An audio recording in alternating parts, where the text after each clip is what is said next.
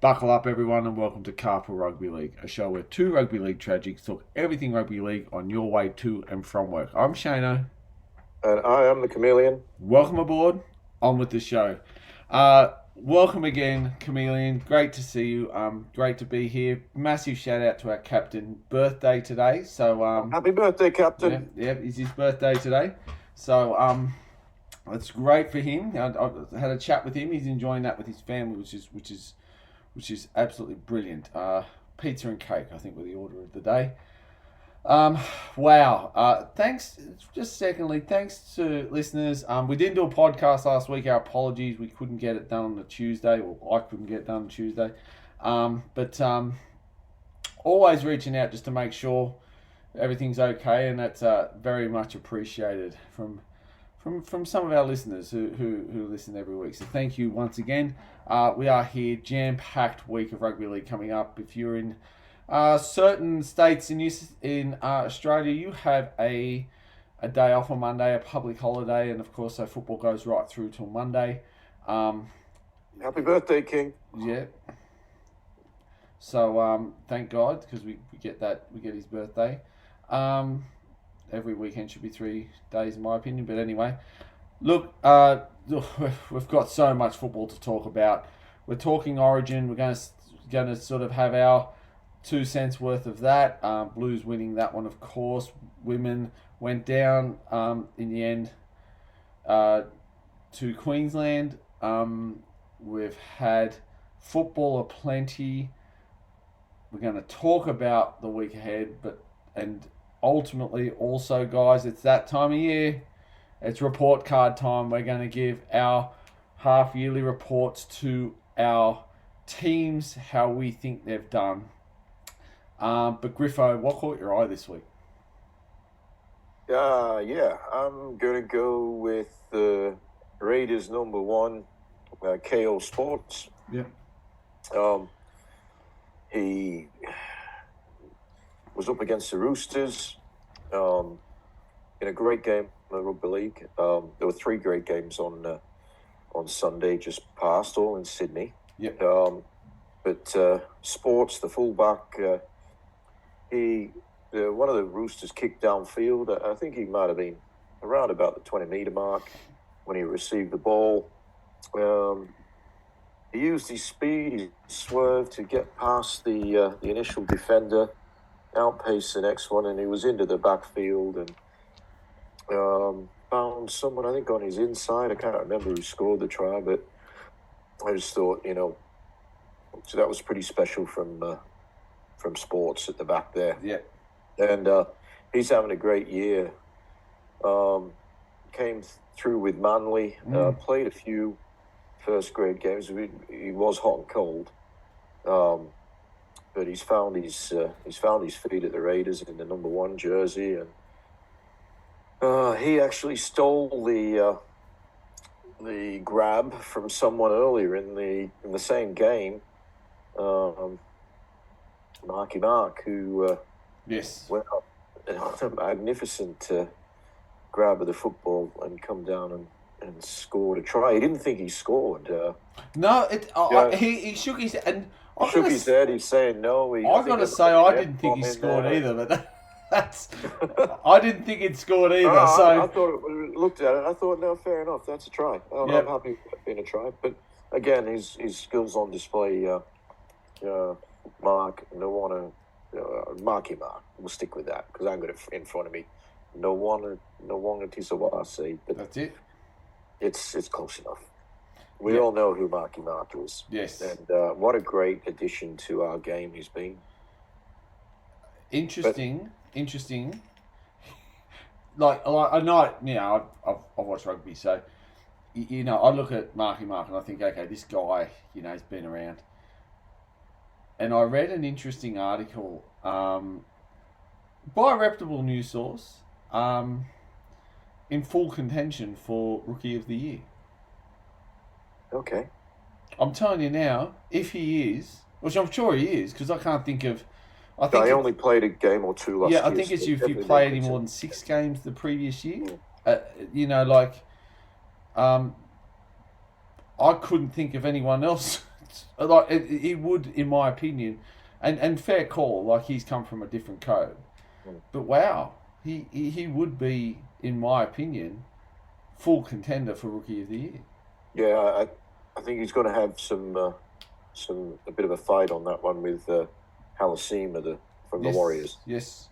But yeah, definitely he's up there. Yeah, for sure. Not too sure. Like he's had some cracking. He's had some cracking things. He's done some cracking things this year. Interesting. I was talking to a Manly fan, in passing more than anything, a couple of weeks ago, and there was some talk in at 4 Pine Stadium. And look, they've got turbo, so that's not. But had they kept Humphreys from South Sydney and Weeks from the Warriors, the Raiders, what would their future have looked like? These two young players who are playing really good football for other teams. That could have been the next generation for Manly, are now running out playing for different clubs. Could have been. But maybe if sports had stayed there, maybe we didn't see Lehigh. Yeah, I don't know. I got to be honest. The game for me that made me think, wow, and it got me worried for last week, and South Sydney, they came close, didn't get there. That Warriors Canberra game from the week before, they kicked the daylights out of each other. I remember the old Roosters side when Ricky got into that team, he basically said, I can't really teach you how to play football because you got all the talent on earth in here. Like, if you guys don't know how to play football, we're all in trouble. He said, I can give you some advice on plays and everything. He said, what you'd lack is mongrel. He said, that's why I'm here. And when you think of Murray, who they got rid of, like, he built that team. And you look at this side, and haven't they got some mongrel, that bloody Canberra team? And I looked at the Warriors, and they're the same. I saw two teams absolutely bash the daylights out of each other. It's scary. Like, they've got a brand of football, and I think that's what KO Weeks may have needed in his game. Is this mongrel to want, like Canberra at the moment? It's like every millimeter counts. I don't know. Like, it can't be revolutionary. Like, you can't tell me that Ricky got struck by lightning in the off season and this is his epiphany. He must have thought this as always. He just must now have the players where it clicks. I don't know. It's just, they're playing some absolute insane football at the moment. They're doing it well, and we're going to go through the ladder in a moment when we do our report card. I thought they'd rise, but I thought it'd be next year. I agree. I thought they'd need it. I thought next year was going to be the year where they really came through, but they're doing it 12 months early. And they're a mongrel team. Like, they're scary. Like, they it's like like,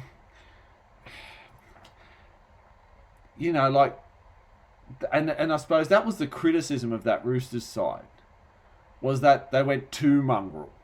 And they worried too much about trying to bash you and not enough about playing football, which is why they really only won one of three.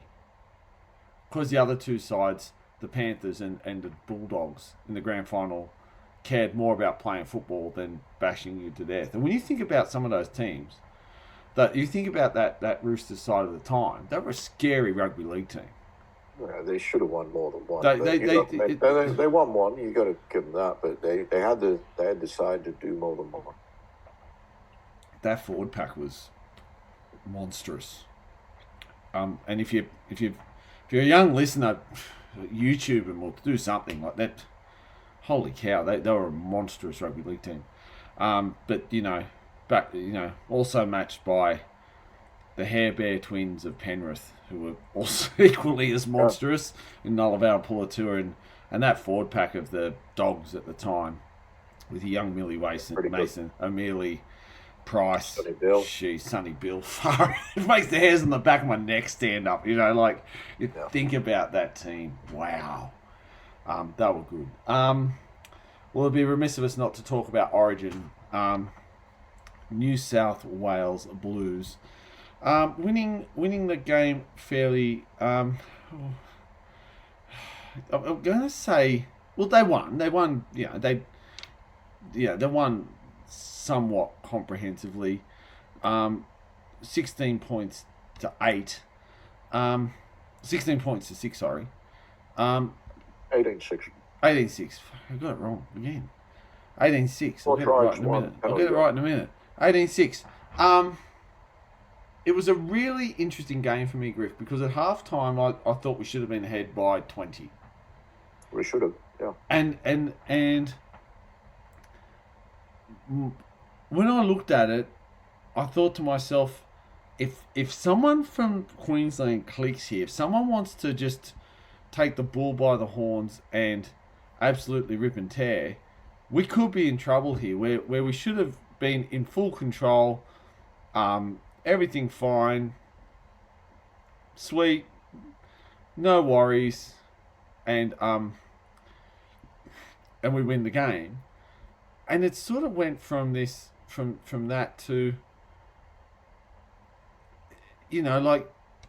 I felt that we really played this conservative brand of football that I'm not entirely sure is going to suit game 2.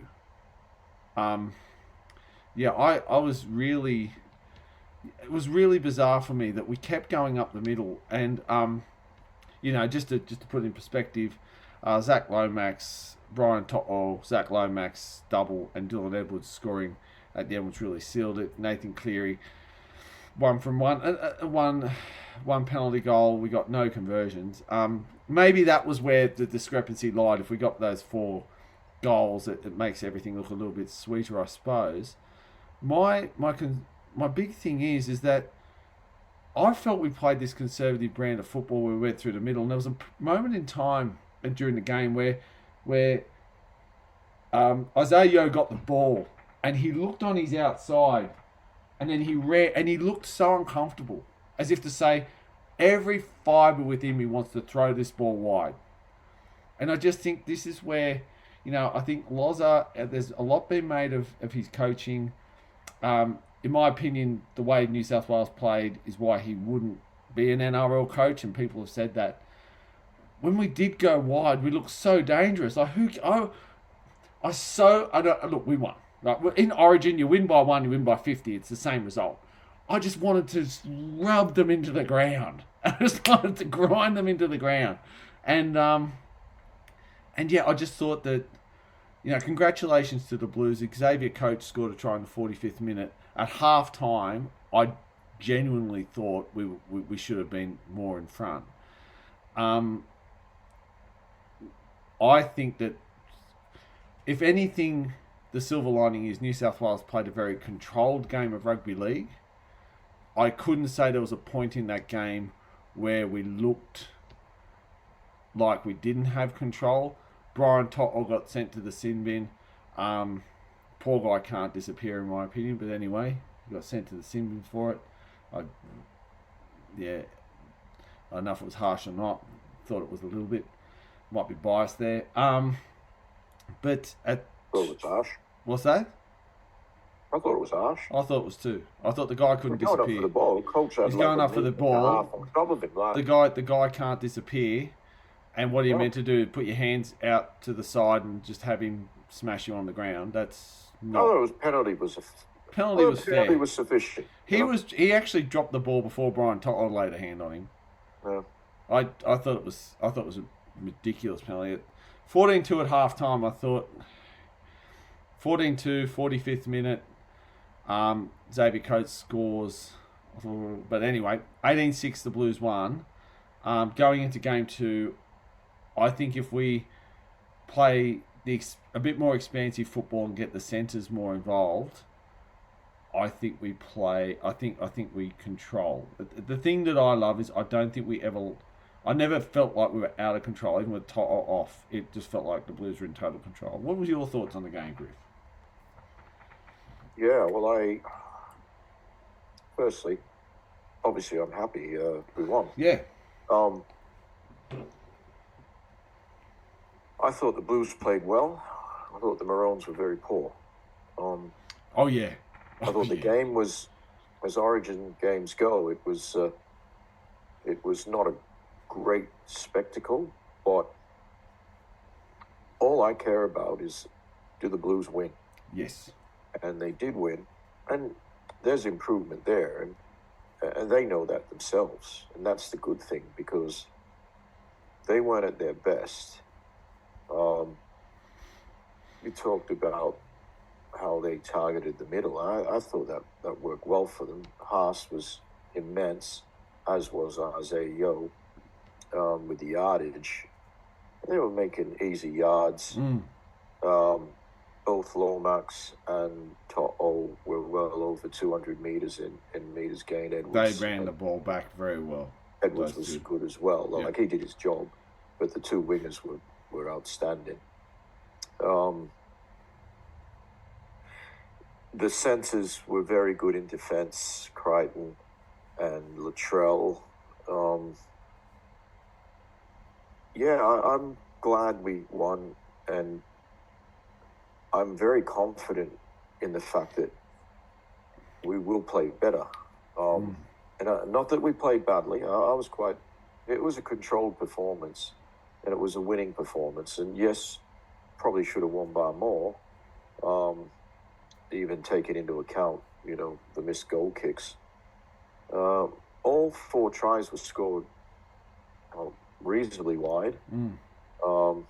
Cleary didn't have a good night with the boot, with the kicking, trying to kick between the sticks. His general kicking game was quite good overall. There were 1 or 2 that weren't on point, but no, I thought that was very good. Yeah, his running game was his running game was exceptional. Over 100 metres too, I think. Yeah, there was a clown. Yeah. It's always hard to know who the clown is that came with the Telegraph or the Fox ratings. I think it gave him 5 out of 10. Cleary. Yeah. DCE got a 6. And okay, right. Because it brings me to my next point. Clown. It brings me to my next point. I'm sorry. Those 2 halves for Queensland have to go. If I want to see a decent game, I thought they were horrible. And we're not. No, we're going to talk. We love the Blues, but I thought today, let's be the bigger people. Let's change tact a little bit. If we're going to talk about the Blues, let's talk a bit about the Maroons. If I was a Maroons fan, those halves were horrible that night. Their kicking game was atrocious. And you can tell it was atrocious when people like Brian To'o, and I know Brian To'o runs well, right? Don't get me wrong. Brian To'o, Zach Lomax, and Dylan Edwards all ran over 100 metres. Brian To'o and Zach Lomax ran for 200 metres. That tells you one thing, that you've kicked it down their throat and they've just got the ball and gone. Their kicking game was horrendous. How did he get 6 and Cleary get 5? Because the guy's a clown. Look, That's I thought ridiculous. Cleary was an 8, maybe 7.5 maybe. Because he's... I actually gave the spine... I gave people quick scores because I thought, talk about it if we wanted to. I gave him a 7. I thought he was a 7 out of 10. I thought he was good. He had a hand in all 4 tries. I was looking at the stats because he was getting bagged by a lot of people on media. Really? And yeah, and some other people have got the stats up as well. Like he ran for a huge number of meters. He got like 10 tackle breaks. Yeah, 10. That's it. 10 tackle breaks. You don't get 10 tackle breaks at 100 meters and play like junk. No missed tackles. Unless you drop the ball 100 times. Yeah, he didn't get credited with any try assists, which is because it goes to the guy who gives the last pass. But he played a big role in each of the tries. In saying that, as I said, he didn't give the last pass. He made But he set the 22 play up. tackles and had 96% or 95% tackle efficiency. Yeah, he didn't miss a tackle, but there was one, whatever they call it, ineffective or whatever that. He's a halfback. That's what happens. He's sometimes there Yeah. just to plug a hole. Well, I think Monster missed 10 tackles. He was horrible. Look, those halves for Queensland, and they've got problems. Yeah, they were horrible. I wouldn't be dropping them. I think they've earned the right to get Monster's not going to get dropped. DCE, it looks as though he might. It's a big call to drop the captain mid-series. 20 in a row. If they think that's going to make them win the game, then that's what they should do. But yeah, DCE was very, very good on the weekend. So yeah, I would keep him. And that's not because I want New South Wales to win. I just think I wouldn't be dropping him yet. Obviously, if they go down again, yes, he's gone. But can I make two suggestions? I think Tom Dearden should be in this side as a contender, just in the conversation. Val needs to be. They've got surely they can have a goal kicker, like Xavier Savage, Selwyn Cobbo, Jesse Arthurs. Like they've got to be in the conversation, and if Kalen Ponga just say Kalen Ponga comes in the halves. And if fit Reece Walsh plays at fullback, they just had no spark, Griff. Like it was like as if, and I was talking to a couple of Queensland fans. And I wasn't gloating. I did say how good was the football, but I said okay, all right. They know what we've got the podcast and they'll be listening, right? And I said okay, look, I'm going to go on the podcast and I've got to give a somewhat. I can't give an unbiased view because that's not going to happen. But I've got to give our Queensland listeners something to listen to, something to go, okay, yeah, right. They've had some thought about Queensland. I said, what are you thinking? What was the problem? Lack of spark, lack of drive. Their forward pack weren't going forward.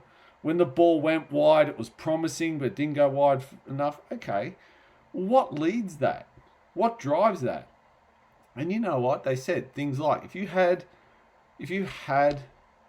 Ponga in the halves, maybe that would spark something. Running, look, I think what Cleary showed is that you have to, and they did it perfectly. Moses was the stationary one, Cleary was the runner, right? You have to have one of your halves running the ball, making the opposition guess. You need that spark, you need that drive. One of the guys was talking about, Jai Gray coming on at number 14. Just that energy lift, that guy, that energizer bunny that comes on for 15 minutes with slow forwards to try and get, because the forwards were buggered. They were tackling, the Blues were just rolling, and they lacked spark. I did not rate Queensland at all. And for someone to give what did DC get? 6? Wow. Jeez, I don't know. I think Monster might have been 5, but they're watching a different game to me, mate. Because I'm telling you now, they were 3 and 4, and that's not me being a prick because I go for the Blues. That's me being a genuine observer of rugby league. I thought they gave Queensland not a lot, and yeah. Look, they were no good, but it's not like this was their first game, and they had a bad game. I mean, they've got runs on the board, particularly Monster, and he will be better. I would keep them both and have Dearden on the bench as he was, and if things are not working, Dearden comes on. But yeah, I wouldn't be sacking the captain, and I'd certainly not be sacking Monster. Their middle also didn't work for them. Blues had 4 line breaks to 1, tackle breaks 49 to 19, And yeah, like you said, I was critical. I got to clarify, going up the middle when you're 20 out, the middle go forward for the Blues all game was brilliant. They, yeah, there's. I think they had some good players, the Maroons, not many, definitely. but I thought Nane was very good, and he looked dangerous whenever that ball went up in the air. The Toy Boy had a good game, first game in Origin, and then no one else really comes to mind. They had just to put it out there. They missed 49 tackles to Blues 19.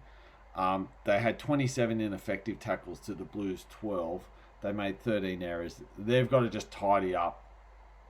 They've got to tidy up a lot. That's what I think. Anyway, yeah, they've got to tidy up a lot before. They've got to tidy up a lot before the next game. They'll be better. I have no doubt about that. Cobo, he's got to come in.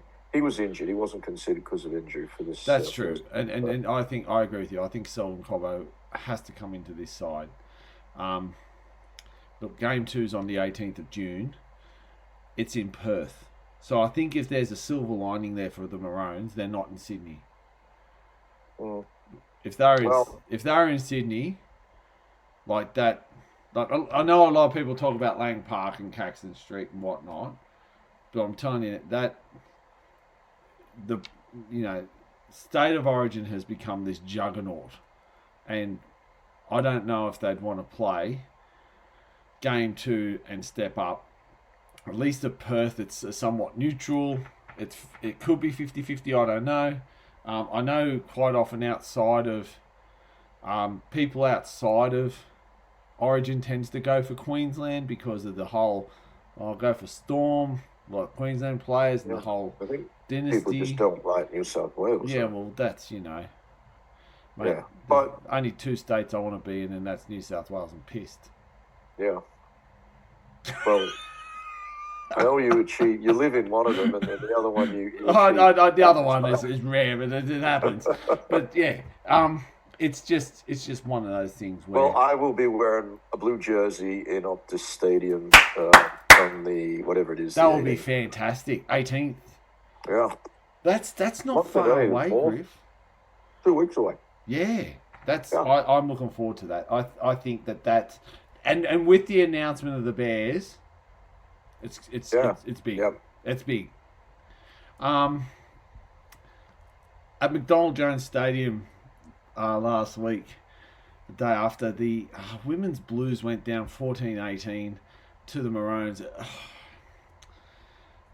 It was one of those things where if you told me at halftime the Blues were going to lose, I might have said you're slightly crazy, but again, conversions being a bit of a pain for the Blues. They got 1 from 3. It was 3 tries each. It was a very close game. It was a really look. It was a good game. It was wet. It was cold.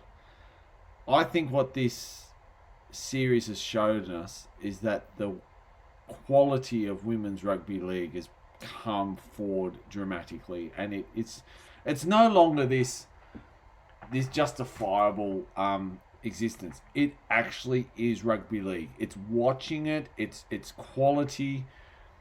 It's everything that we knew it could be. It just needed time to become that, and it has become that. I love this series, and look, would I love the Blues women to win Whitewash? Of course I would have. I'm a Blues fan. But hats off to the Maroons. They salvaged something from this series. I think what this series has shown is that we have to give it more respect.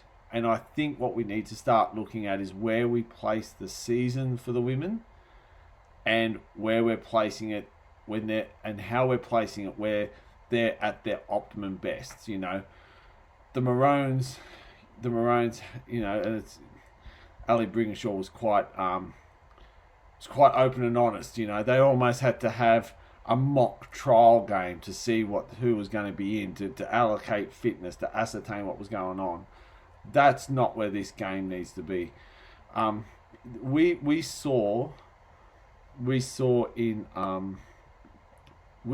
this series some players that just played phenomenal rugby league. It was just Oliver Koenig for the Blues. It was,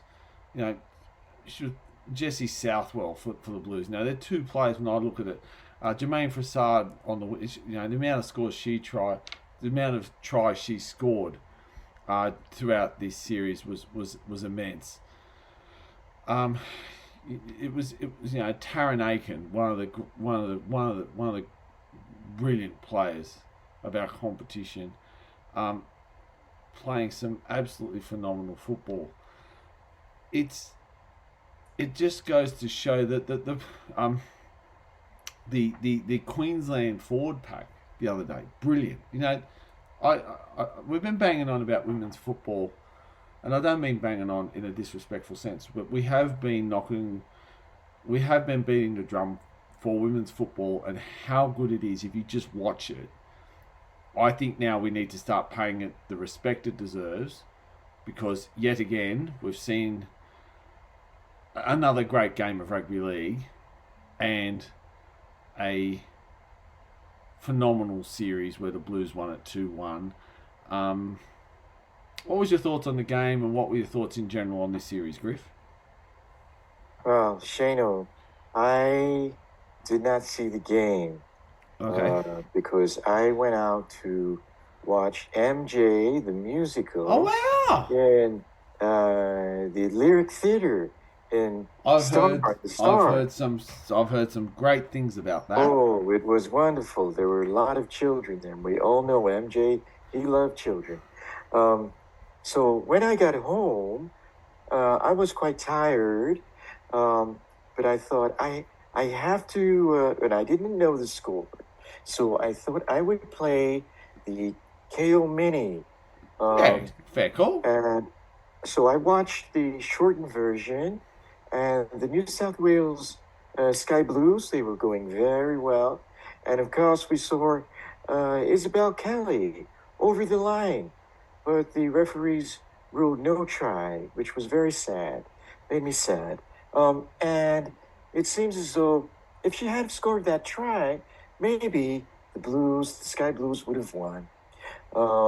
As it turned out, the Maroons, like they often do, they seem to find a way to win, especially when it's raining.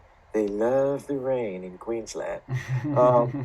And of course, the big Dootsy, she went over for the last try. She was great. She was actually really good. Dootsy scores the try. Maroons win. And, well, I didn't cry, but I was sad. Unfortunate that the Blues went down, but you got to hand it to the Maroons. As I was saying, they find a way to win when, I'm getting a bit confused with my own voice here. They find a way to win. Yes. And, I was looking for a blue wash. I was looking for 3-zip in the women's and 3-zip in the men's. Well, at the moment, we've got 3 Blues wins, 1 Maroon. We're going to have to settle for 5-1, and I'll be happy. As Mr. Loaf said, 2 out of 3 ain't bad. That's absolutely correct. God rest his soul, the great Loaf. Well, let's put our teachers' hats on, because it's report card time. We're going to go from, and look, we're going to go from, I think it's quite novel, 17 to 1. Okay. So we're going to give report card. If you've never listened to the podcast, if you're new to the podcast, every half a year we give, and at the end of the year we give a report card and a grade to the teams in the NRL, and we follow the Nessa, E to A reporting standards. We have reporting grades that we give. We have common grade scales that we follow. They're very simple. Basically, if you're good, you're good. You crap, you crap. So if you're good, you're A. You crap, you're E, and you're everything in between. Adversity doesn't really get a mention in this. However, there is some players that have special needs. So we will take into account everything like that. In 17th place on the NRL ladder this week, we have the Gold Coast Titans. Griffo, what was your grade for the Gold Coast Titans? Yeah, well, the Titans, before the season started, I sort of had them in my 8. I thought they've got a really good roster. Yep. And like Fonzie, I was wrong. So were a lot of people. They've got 3 wins, 8 losses, 2 byes, which have them at 10 points. They're minus 112 on the differential, which is the worst in the league. But I've given them a D because they've got 3 wins. They've been dreadful, to be honest. They've had 3 wins. It's enough to get them.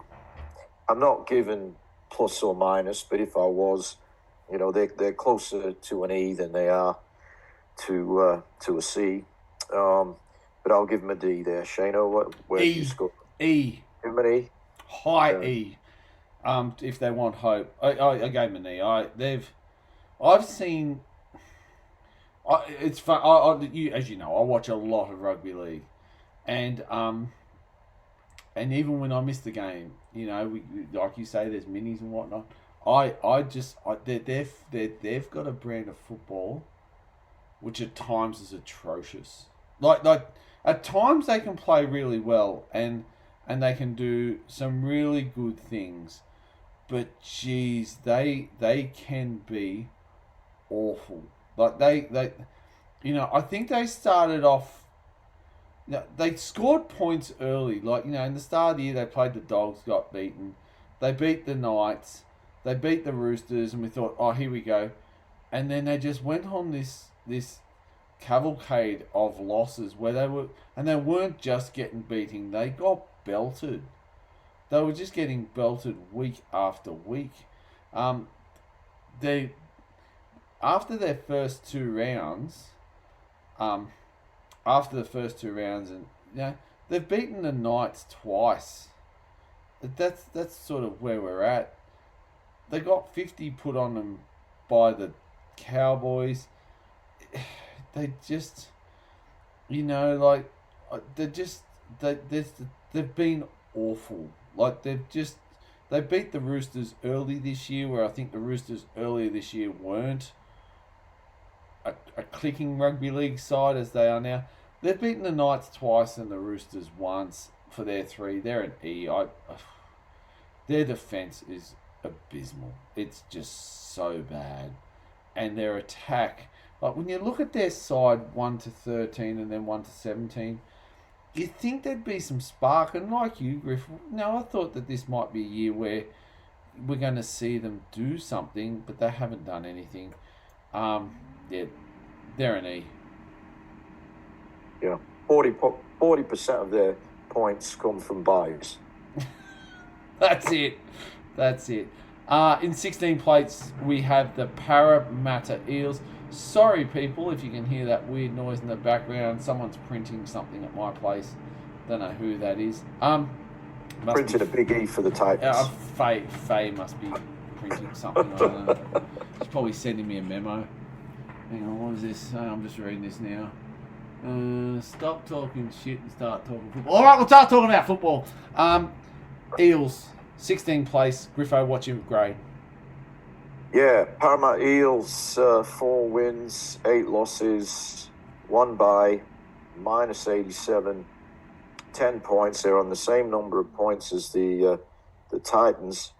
I've given them a D as well, but it's a very different scenario the Eels were Yeah. they were dog poo early in the year, while Moses was injured.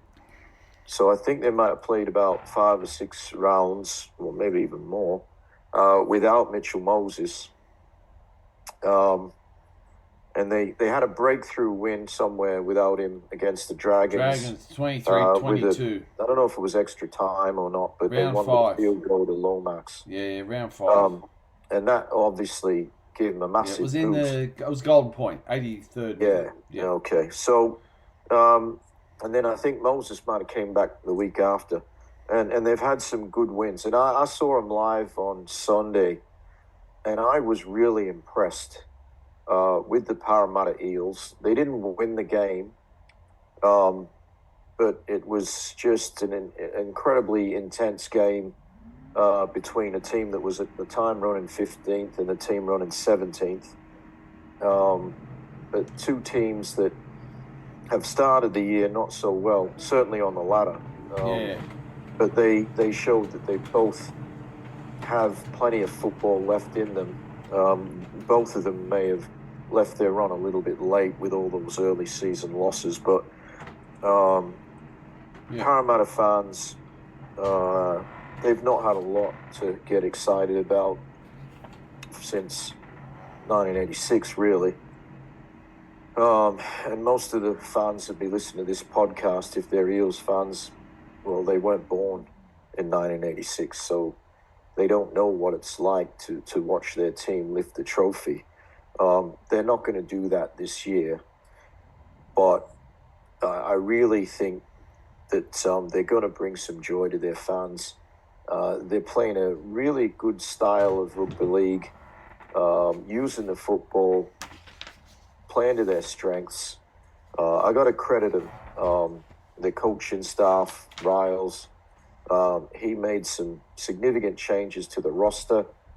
I thought some of them were maybe mistakes, but he's given a lot of young players a go. They've got plenty of speed, and a D doesn't sound too good, but they've only won a third of their games, so I can't really go beyond that. But I do expect in second semester we are going to see improvement. So if I'm talking to the parents of the Parramatta Eels, I would say, look, didn't start off too well, but they're really working hard. I can see improvement, and I really do expect that in semester 2 that grade's going to improve. I agree with you. Yongi that dropped the ball over the line last week? He was in a try scoring position, dropped the ball. Thought it was Yongi. I think Semrani. Sorry, it was Semrani. He wasn't over the line, but he probably would have got there if he had caught the ball. Had he caught the ball, and ifs and buts. Yeah. Well, I don't know what that is. I forget what that line is, but you know what I mean. Like, that goes to show you that this is the, this is where Para's at. They went from the first 5 games looking like, wow, like they were horrible. And they've now built into a side that can be competitive. That you actually go, Moses is playing, Eels, you might have a bit of a hard game ahead of you. I gave him a D, but definitely one of the most improved teams over the last sort of 6 weeks, where you were duck egg after round 5. And by round 14, with one bye under your belt, you're on 10 points. It's not a bad result. It's a D to me, but got to. It's a holistic marking. But yeah, I look.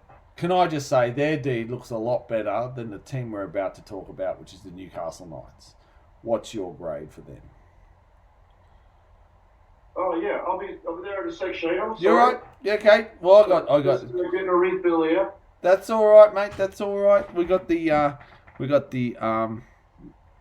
Newcastle Knights. I've got them as a D. I think, Griffo, that they have been. they've been this mix of their first 10 minutes tells you how they're going to play. And if they fire in their first 10 minutes, anything can happen. Yeah, one week they look fantastic and the next week they look ugly. What was your grade for them, Griff? Okay, well, I'll give you the stats first. They're similar to the Eels. They've had 4 wins, 8 losses. There was a bye that they had. They're minus 69. They're 10 points. I'll give them a D. But like you said, I agree. I think they've been very poor. We didn't get a chance to talk last week, but they did have a win up at Bathurst against Penrith, and that was very disappointing for me because Penrith dropped 2 points against a team that pretty much everyone else is going to get 2 points. And in a tight competition, that may be, well, something that keeps Penrith out of the 8. That loss without their origin players against what I believe is, I was about to say a word that I shouldn't say, but let's say they're not very good. I don't think they're well coached. But for Penrith to lose 2 points, and it was without the origin players, so I would have rather Penrith, if they were going to play last week, I would have rather they played the Sharks or someone like the Raiders and get beat by those guys, because those guys are going to beat most other teams, because neither of them have a lot of origin players. But they lose 2 points to the Knights. And I will say the Knights were good in that first half, but they were playing a reserve grade team. Last week, they were woeful against the Dragons. Their attack is, well, they've got the worst attack in the league, I think by some way, without having the ladder in front of me. I think they need a new coach. Yeah. I know O'Brien's made the finals 3 out of 4 years or 4 out of 5. They've scraped in each year and they've not done a lot when they got there. But this year, they ain't scraping into the finals. They're a contender with the Titans for the wooden spoon. And they might not get it, but I think they're going to need more than $1.2 million for Dylan Brown. That's looking like a bad decision. Not that they've got Dylan Brown, but that they've wasted so much of the cap when what they really need is a number 7. And I think they want to play him there, but that's not his goal. He's not an organizer, Brown. And we've seen that with Parramatta, that when Moses is there, he plays really well, but when he's steering the ship's going nowhere. And that's not what the Knights need. No. But anyway, they're 2 wins out of the 8 with 10 points halfway through the season, and mathematically they can make. Well, you don't even have to do the maths yet. They're not far off on points, but they're a world away on reality of making the 8. I give them a D, as I said, but they're a really disappointing, horrible, disappointing team. You're like me, Griff. When South Sydney lost to them, I just well, they were down on strength as well. And South Sydney, that was the most inexperienced team South could have fielded. Like that was the most and they were down on troops and everything. Yeah. Well, that's how Newcastle have been able to get straight. And you know what? That's pretty much you are 100% correct. That's pretty much how they are getting their points. It's just about them doing this bloody phase on fire tonight. It's just about them doing,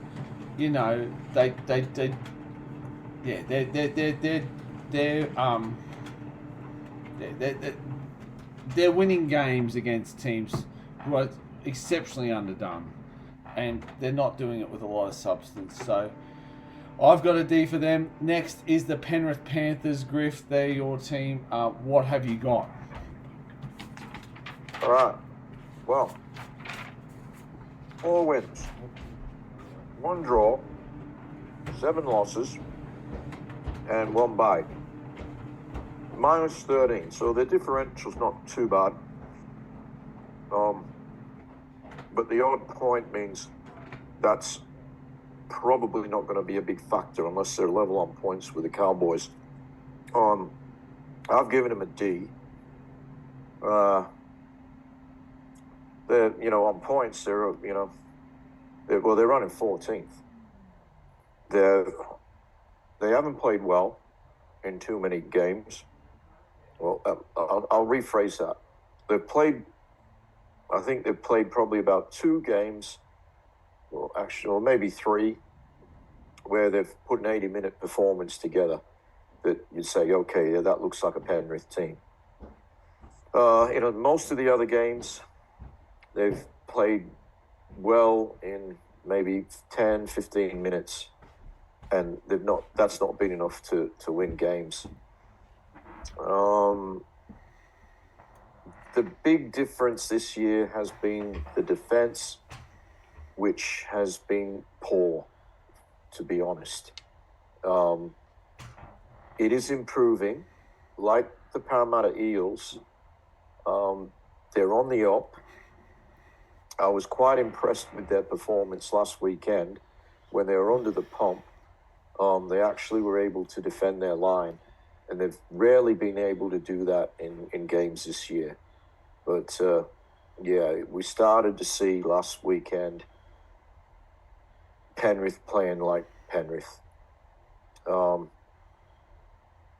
think their forwards have been out-muscled in most games, and you couldn't say that in too many games over the last 5 years, and 4 premierships, and also the year they made the grand final before that. That they did have a midfield dominance in most of the games they played, particularly in September and October, where their forwards were able to dominate their opposition and lay the platform for the victory. I don't want to get too critical, because I hate it when people, and particularly Penrith supporters on the Panthers website, they're just stupid comments. But what I will say is that the forwards, they've been virtually ineffectual in terms of going forward and putting dints in the opposition.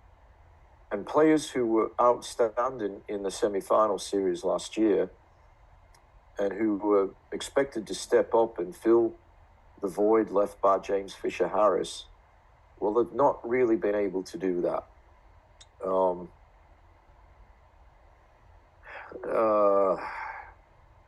As I said, I don't want to be too critical of individuals, but I can't come up with any forward for Penrith who was playing as well in 2025 as they were in 2024.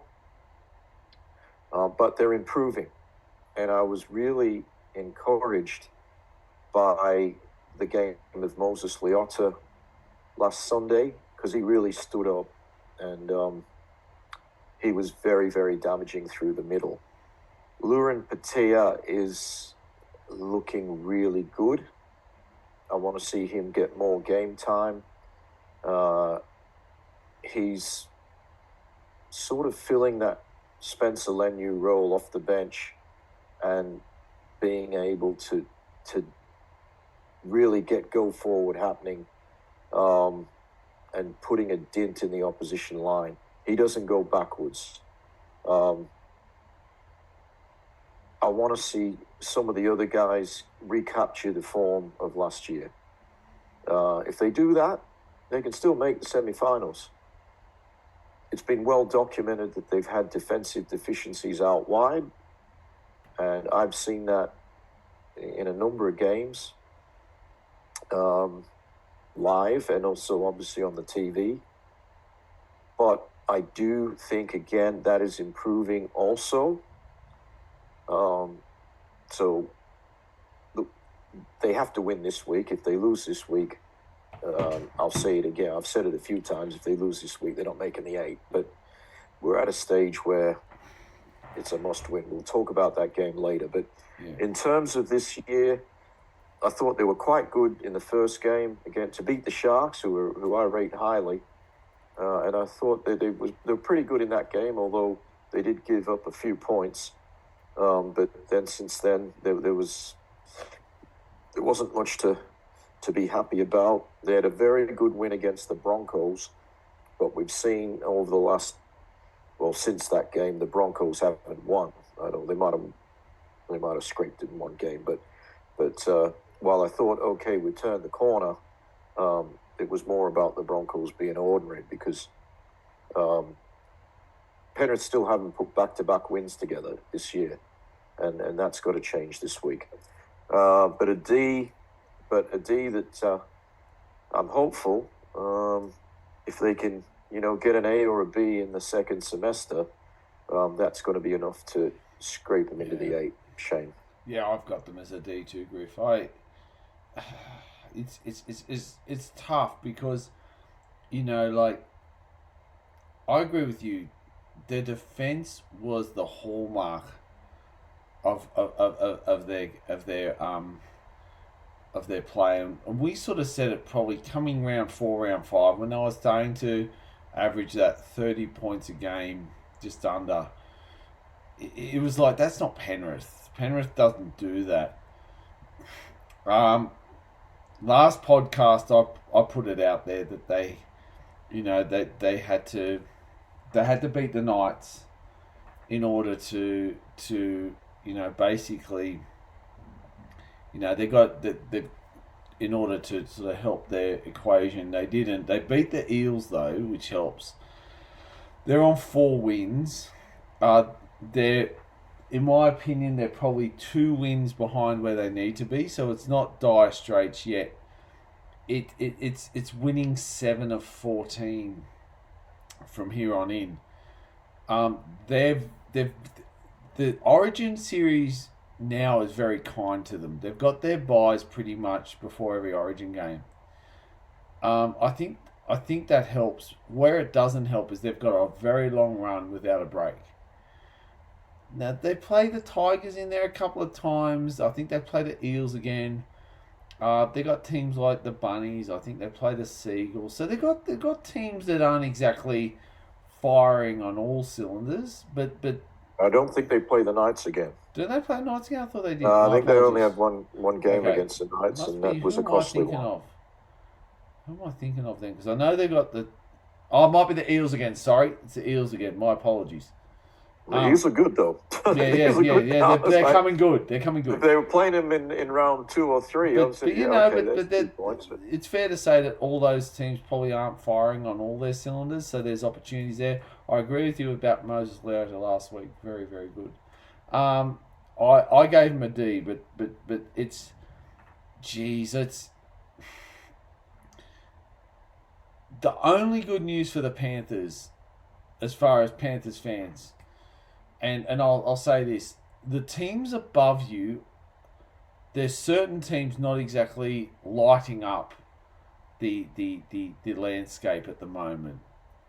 So if you get a couple of wins, those buys, all of a sudden I suppose the table looks favourable, which builds confidence. When the table looks favourable and you build confidence, well then things can come from there.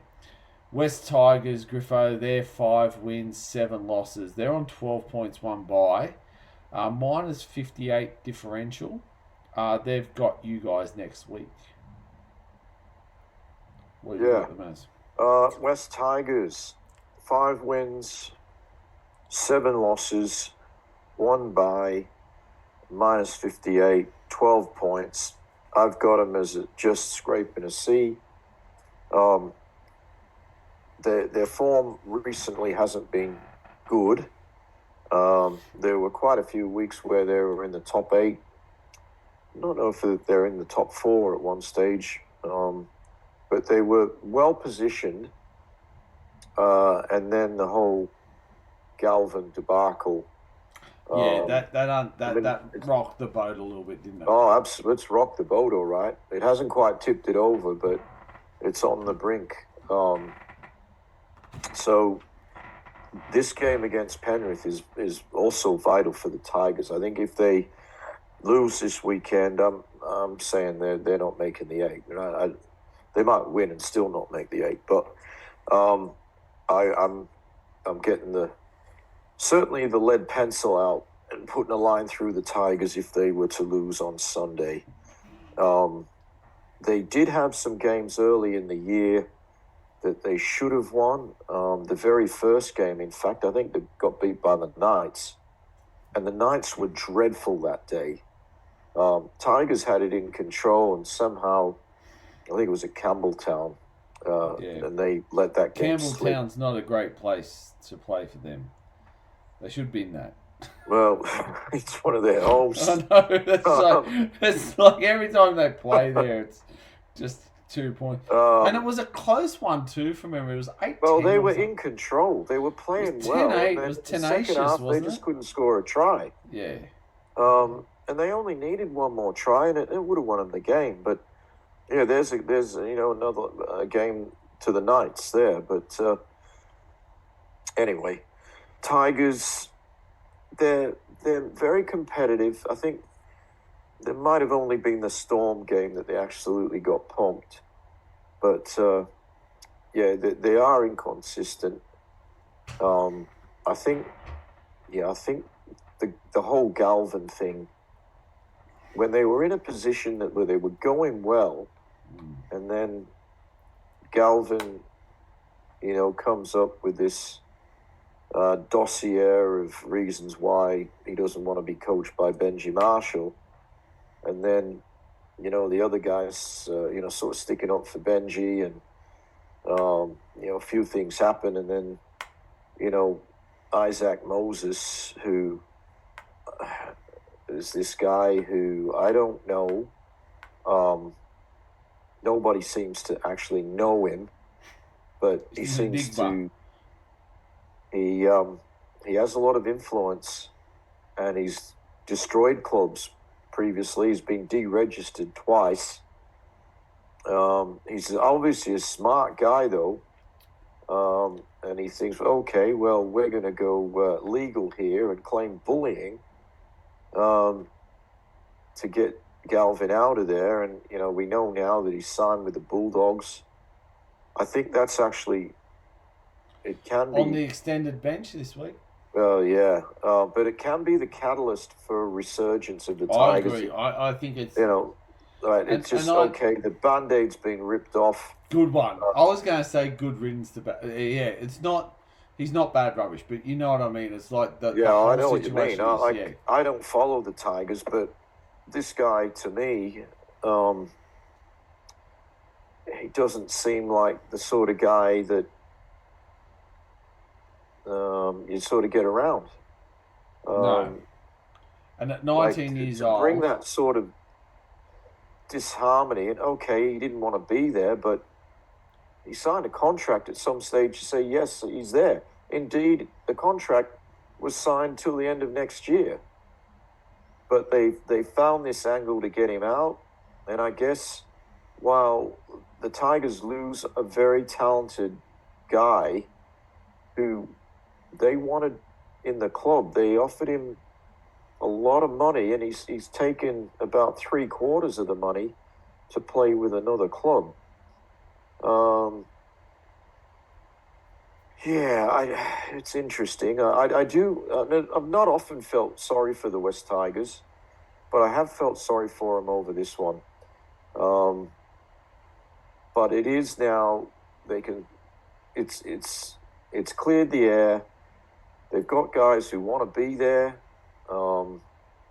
and they've got a good replacement he's sitting on the bench this week, but he's back from injury in Latu Fainu. So he's back. Mason played last week. But I think the long-term 5'8" there is Latu Fainu. And I wish them well, but not this week. But I've got him as a C, just. Yeah, I got him as maybe just a C. I was going to put him a D, and then I'm like, oh, geez, I don't know. I agree with you, Griff. I think that they were humming there for a little while, and then this Galvin thing bubbled up. And it really didn't add anything to them. Like it just ripped them to the core, because they were playing such good football. They were gelling. They had this play about them. They were this effervescent club that that was a bit like the old school Tigers, where you weren't really sure what you were going to get. One week you could get something that was outstanding. One week maybe not, but they played the same. And I think that what this Galvin thing has done for them is it's soured the milk somewhat. Like it's like, we had something, we're going to build something, and then this guy has done this. That's been the Tigers for the last 10 years, where when something looks nice, it gets soured. And I think that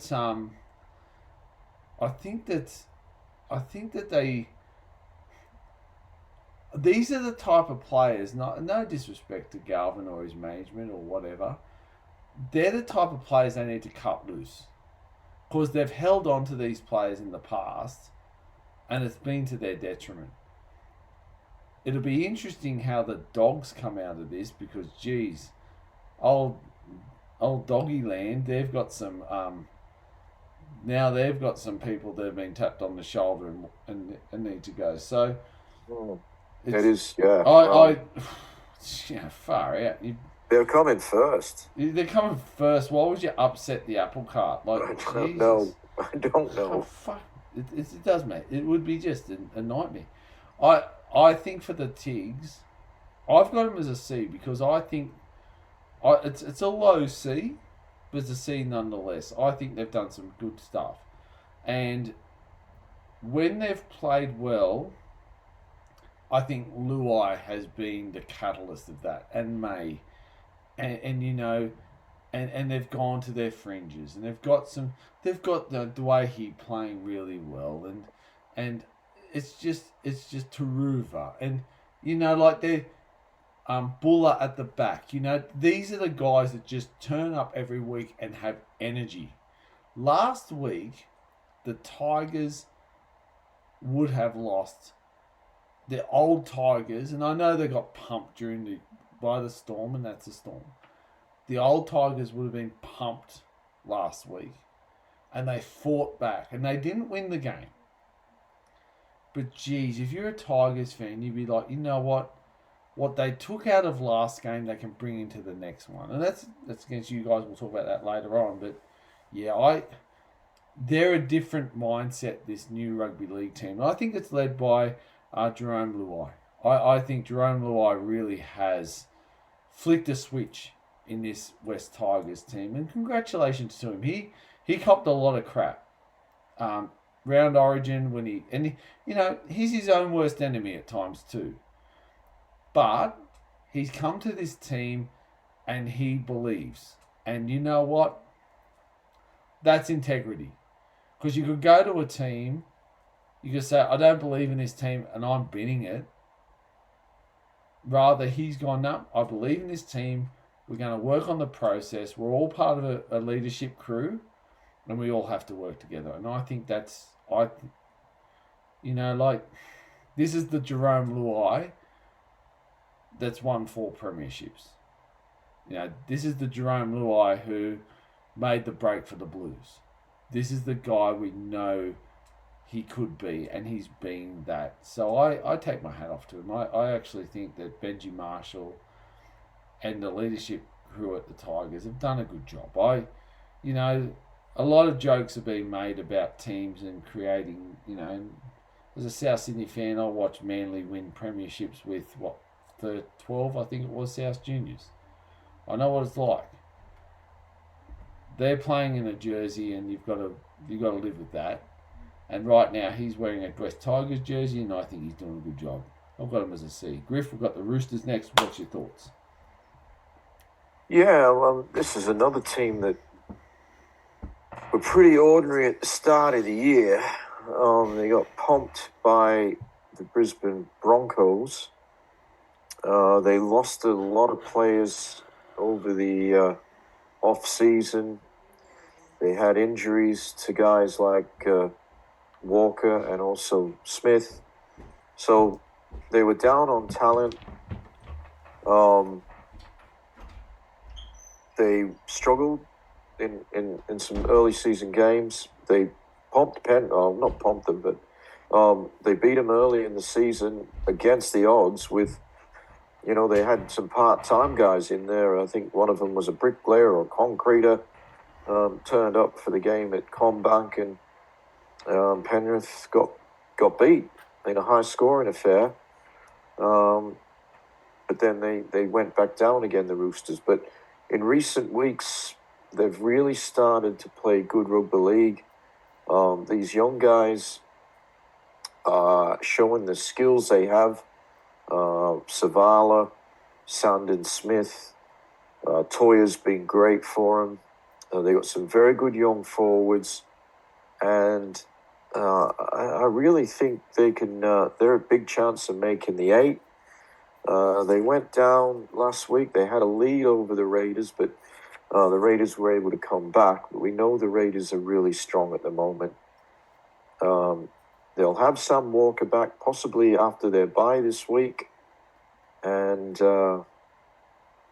I've given them a C. They're on 12 points, 5 wins, 7 losses, 1 bye, and they're minus 22, 12 points.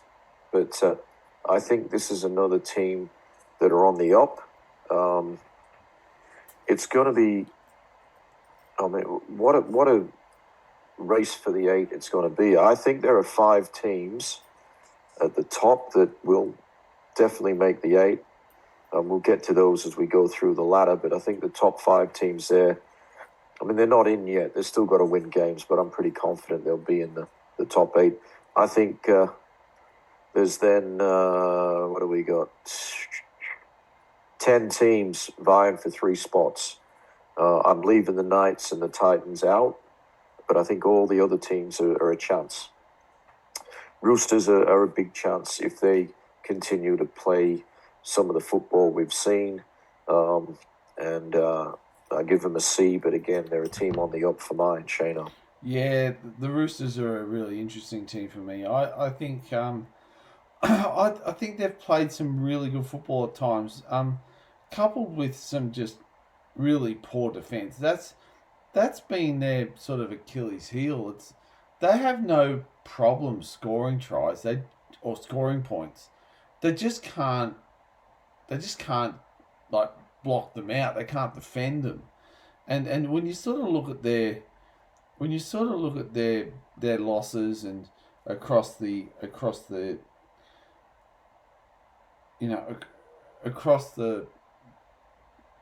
games, they've really struggled. And when they start getting under the pump and teams start scoring points, they just fold like a cheap suit. For me, the game I go back to is the game where they played you guys. That 40-12 game in April where, Penrith were conceding 30 points a match. And you thought, well, the Roosters are, they can score points, they just can't defend them. Let's see how this pans out. And they just, once you shut the Roosters out in attack, you can start playing on their defence. And their defence at times has been pretty poor. They've had some decent wins throughout this journey, though.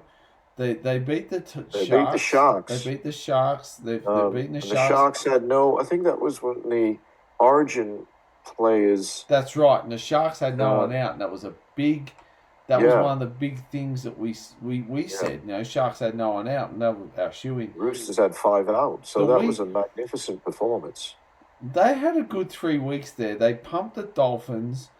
They lost by 4 to the Dogs. The week before they pumped the Dragons, and they got pumped by the Panthers before that. They had a good showing against the Broncos. I think the biggest problem with the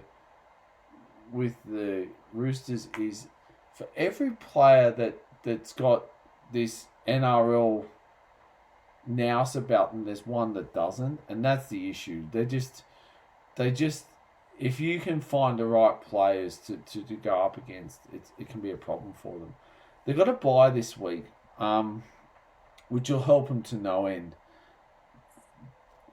They've then got a bit of a run, and then who they play. They've got a really tough end of season. Now after the bye, they play the Knights, which is fine. Cowboys, which is fine. Then they've got Storm, Seagulls, Bulldogs in there. They've got the Eels in there, the Storm in there, and of course the Bunnies last round. I've given them a C. I think they've unearthed some brilliant talent. I think this transitional period has shown that the future's looking bright. This is not the year for them, and they know it. They won't finish last, and that's fine. But it'd be interesting what their second half of the year looks like. They're a C for me, and I think though their defense has to improve dramatically. The next is a team in 11th that I. Before we go on, Shane. Yep. And I had the Roosters in my top 8 before I think I had about 7th spot. Yep. It was one of those teams I wasn't sure of. I still think they're quite capable, and they've got a great combination there that no other team can boast, and that is they've got White and Wong. That's right. Together. That's very true. Whenever you got White and Wong, that's right. Well, you're on the right track. Right. Yeah, that's true. That's very true. So this week, Broncos in 11th spot. We didn't think we'd say that, Griffo. What have you got? Well,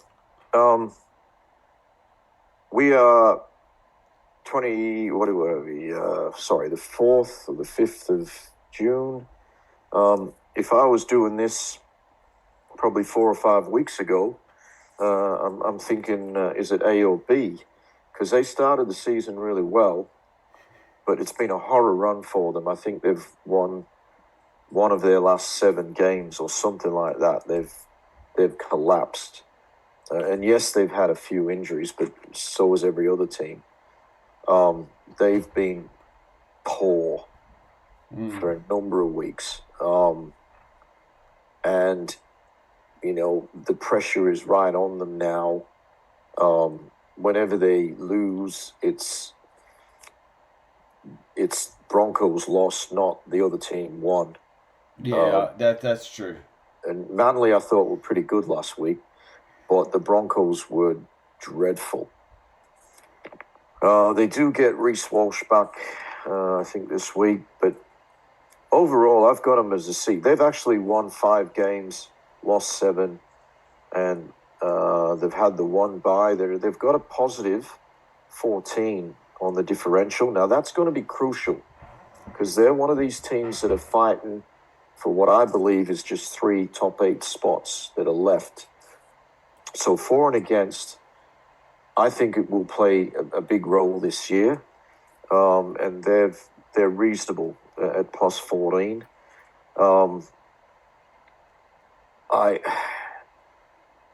I've been tipping them for a number of weeks, and they've been getting beat. I'm not a great tipster, but last week I only missed one game, and that was the Manly Broncos game. I had the Broncos there. I got all the other ones. But I was, even though I tipped Manly, the Broncos, I was sitting there watching the game, very much wanting to see the Eagles get up there, and they certainly did that. Broncos, they've got a roster that is better than most teams. I think maybe is only second to the Storm in terms of the roster they've got. But the reality is a lot of those credentialed players just haven't been performing. Payne Haas has been brilliant. But apart from him, okay, Carrigan's been okay. Well, it's probably been good, actually, to be fair. But there's a lot of guys there who are underperforming. Now, is that a coaching thing? I don't know. But the reality is that this team is not anywhere near where they should be, given the resources of the club, given the fact that they seem to play 2/3 of their games on their home ground. They rarely travel. They seem to get, a 7-day break between every game. They've got the draw is on their side. The wealth of their club is on their side. They've got more supporters probably than any other club, but they just can't perform. Now, I was an advocate of Walters being shown the door because I don't think he's a good coach. But they're not really going any better this year. Well, now they were going better early in the year, but if they don't make the 8, Maguire is going to be under massive pressure, really. I think Maguire, well, he's obviously proven at rep level, and he has won an NRL Premiership, and he's won a Super League Premiership. I don't know that it's going well, though, in Brisbane. And I'll be honest, I'm very happy about that. I don't like the Broncos. There's really nothing about them that I like. And for me, yeah, I love watching them lose, but they shouldn't be. And I do think they'll improve. I don't know if they're going to make the 8. I certainly had them in my 8 at the start of the year. But I've got them as a C based on the fact that they've won 5, lost 7. Shane. Yeah, I've got them the same. I find them a very strange team at the moment. And the reason why I'm saying they're a strange side is they were at one stage playing some very, very good football. Like, you'd go, wow, like this is what we want from them. Their last 4 weeks, since their win against the Dogs, they've lost to Panthers, Souths, Dragons, Seagulls. They're in an absolute lull and a hole at the moment. They're in trouble. And this is the problem. Whenever a team gets coached by Maguire, they always go back to this, he's too hard. He's asking too much. He's training us too hard. He wasn't too hard at the start of the year. At the start of the year when you guys were winning, everything was fine. I think they've had some things happen that, injuries and whatnot, which haven't helped. But geez, they're just not they're not playing the brand of football, and I'm trying to say this with some respect, that they don't care about each other at the moment. If they knock the ball on, they're patting each other's back. If they it's almost like a mistake is, well, it's okay, we'll fix it, and then they get a try scored against them. I think this is a massive week. Because if they can't pull it in this week, they are light years from where they need to be. Light years. And I think that they're a C, and they're a C because of some of the things they've done this week. They're playing the Titans this week. They should absolutely rip and tear. And I hope they do. We've said it before and we'll say it again on this podcast. Whatever happens with Adam Reynolds exponentially affects the Broncos. And I think that's the problem. I think the Broncos, if Adam Reynolds or certain players aren't on the field doing what they need to do, then the Broncos have trouble. Look, I get that their roster is not exactly where they want it to be, and they're trying to do things, and they got Reece Walsh back, which is good. Patrick Carrigan's back at 13. Yeah, I get that, but this is a team I thought would be firing well and truly more than they have done. It's a C for me, Griff. And above them, who would have? I wouldn't have thought this is the Redcliffe Dolphins. Yeah, this was a team that had a horrific start to the year as well. I think they and the Eels took some weeks to register their first victory, but they've played some really good attacking football, the Dolphins. They sit with 5 wins, 7 losses, 1 bye. They are plus 42, crucially. They've got a really good for and against and 12 points. I'm not sure how many weeks before they got their first win, but I'm pretty sure they lost at least their first 3 games. So they've been in pretty good form since after the bad start. They've got great attacking weapons with the Hammer, Herbie, Avarillo, and Jon Katoa is the orchestra of some really good play for this team. They've had their injury issues as well. Flegler, obviously, he's not going to play this year. Unfortunately, Gilbert, the captain, has recently got injured. The hooker, Marshall King, has hardly played a game. So they've done it with a little bit of adversity. I don't think they'll make the 8, but they're in a position to do so if they're good enough. I'm giving them a C.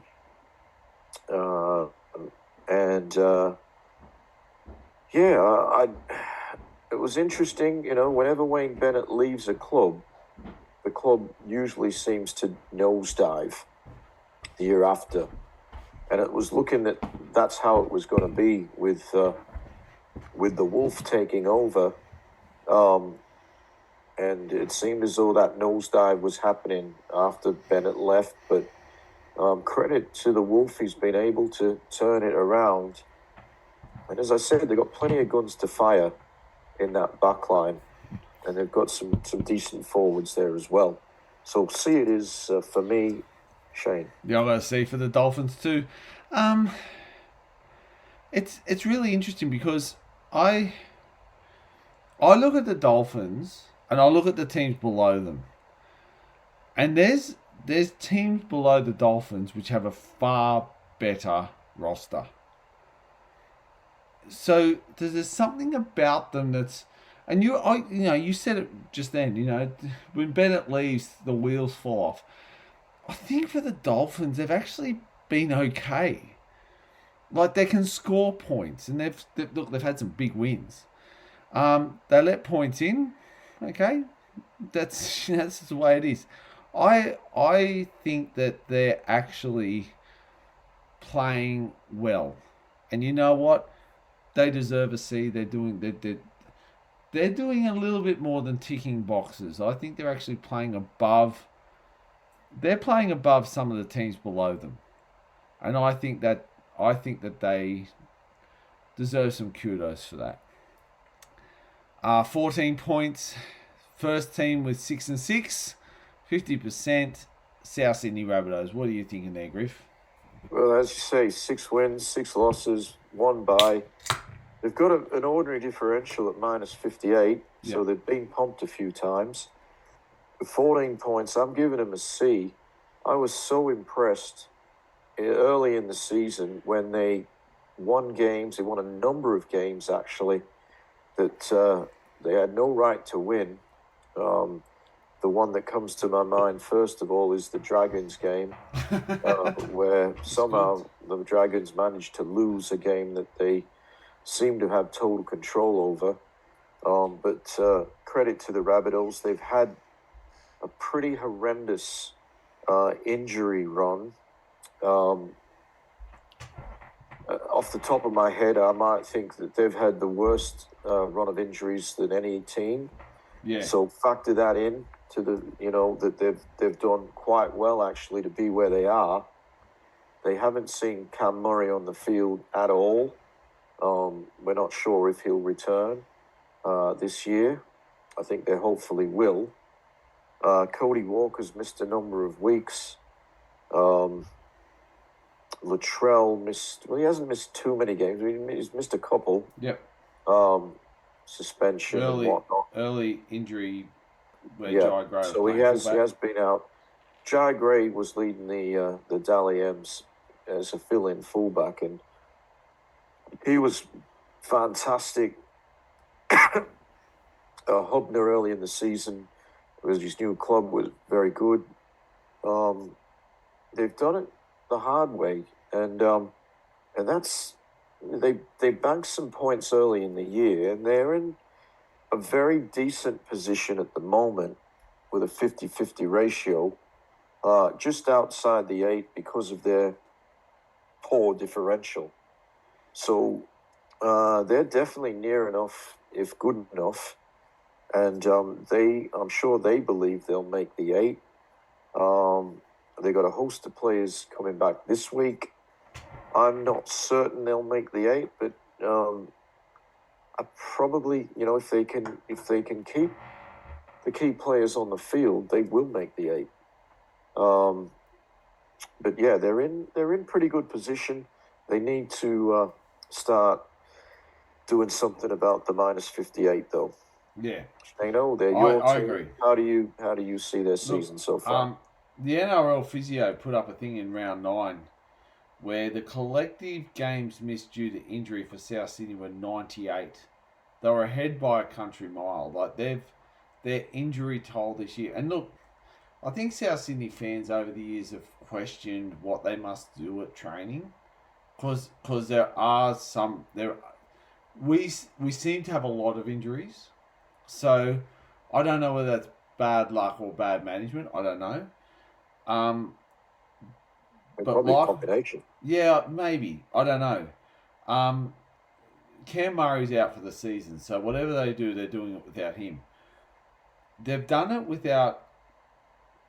They've done this massive stint without Latrell Mitchell at the start. He came back in the Roosters game. They've done it without Jack Whiten, big chunk of that. Cody Walker. Totola was injured, came back, didn't play well, and has got fought his way in. Humphreys was injured for about 4 or 5 weeks as well. So it's like whenever momentum for South Sydney, whenever they had momentum, it sort of got pulled back due to these injuries. I thought last week was a really interesting game for South because where they would have folded like a cheap suit, they chose to dig in and fight. I think Wayne is also trying to work out how to manage this team. You know, Jai Gray was this revelation at fullback. And when you got Latrell Mitchell playing there and you know, do you play... They had a game, and I don't think that was a fair assessment when he was at fullback and Latrell was in centres. It's going to be interesting with Cody back. This is the best side they've been able to field in a long time this week, so that's going to be interesting. But in the week, in the half year that's been, I've given them a C. Their differential, I think, comes more from the fact that they're struggling to score points. 269 is not great, but it puts them there or thereabouts of the teams around them. They're winning games by very small margins. They're winning ugly more often than not, which is okay. You'd rather win ugly than lose. Better than losing. Losing pretty doesn't that's get anywhere. exactly right. And I think that for South Sydney, this second half of the season, I said if South Sydney after their first 10 games are 5-5, they'll make the 8. They're actually 6 wins after their first 10. I think that from here on in, they've got to basically go 50-50 again, 7 wins from 14. I think they can do that. They're playing some tough opposition, but they're also, I think for me, that the guys that have just grown in stature, Jai Gray is one, but the key guy for me is Keon Kolomatangi. He may be origin bound, he may not be. Campbell Graham's finding that form he once had, and he was out for an extended period at the start of the year as well. He's only played a handful of games, if that. Alex Johnson, back last week, scores a hat trick. I think he's now at 200 tries. So he there's little things happening for South where you go, if it all comes together, they might make the 8. But they've got to curb this injury streak. They've got Ewan Aiken's been playing some good football for them as well. Lachlan Hubner's a bit of a revelation. You've got Moali, Havili in number 9's been fantastic. The key guys I think that need to grow and help Kolomatangi, Jai Arrow's actually been very good. I wonder if he's a stone throw away from Origin, or in the Origin thoughts. I'm not They could do a lot worse than Jai Arrow. Yeah, I'm not saying it because I'm a South fan, but he pumps that team up to no end. It's South Sydney are starting to get the team they need back. And when players come back, they need a couple of weeks under their belt. It's just going to be where to from here. Brandon Smith is now on the books. Don't know what role he plays or where that's at. That's what Wayne Bennett's good at, and I'm not. So I'm not going to try and crystal ball anything there. I'm very proud of what they've done. I thought last week, what disappointed me last week was that try before halftime, and I think that's where South Sydney really, they're a young side, they're inexperienced. With this week, with a bit more experience coming back, Jack Whiten in there, I think, and Cody Walker, we'll wait and see. They're not fit. Look, they can play a game of rugby league and they can play 80 minutes, but they're not fit. And they're playing, and we'll go through that game as we go on. But I've given them a C. I think they've done pretty well. They just got to, they need 2 big wins under their belt going into the next half of the year. The Dragons, Griffo, well, they're where they are due to the bye, which is fine. They're 5 and 6. They're going okay. What have you thought? What are your thoughts about the Dragons? Yeah, well, firstly, I think it's interesting to see the Dragons sit in the top 8. They have 5 wins, 6 losses.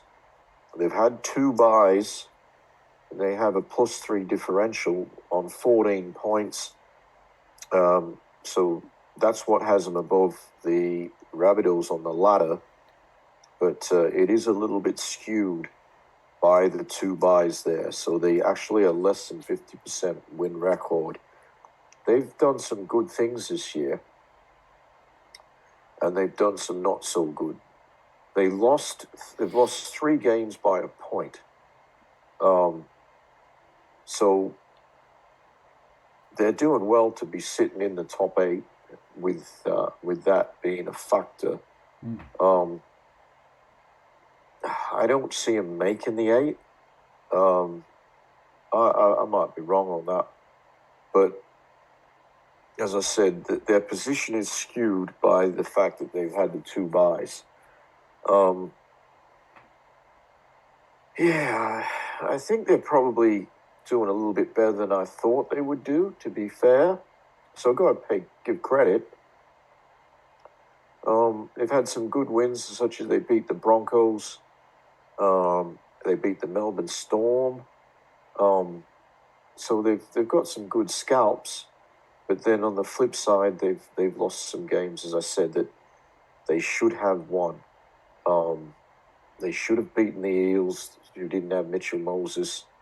They should have beaten the Rabbitohs down at Wollongong in a game that they were in control of. I can't remember who the other 1 point loss was to, but they're going okay. I've got them as a C. Interesting to see what happens from here. But they're probably coming into some good form at the moment. I thought they were quite good against a poor Newcastle last time around, but they're on the up, it would seem. And credit to, I think Flanagan's done a good job with them since he's gone there.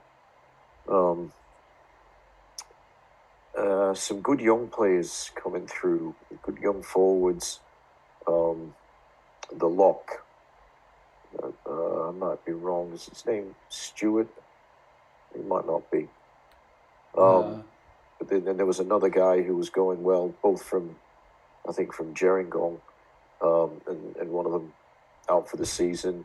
The Couchman twins, one of them out for the season. The other guy's going really well. Big Loco, I like the look of him. He was really strong last week with a crash over try. So there's good signs for the Dragons. I agree.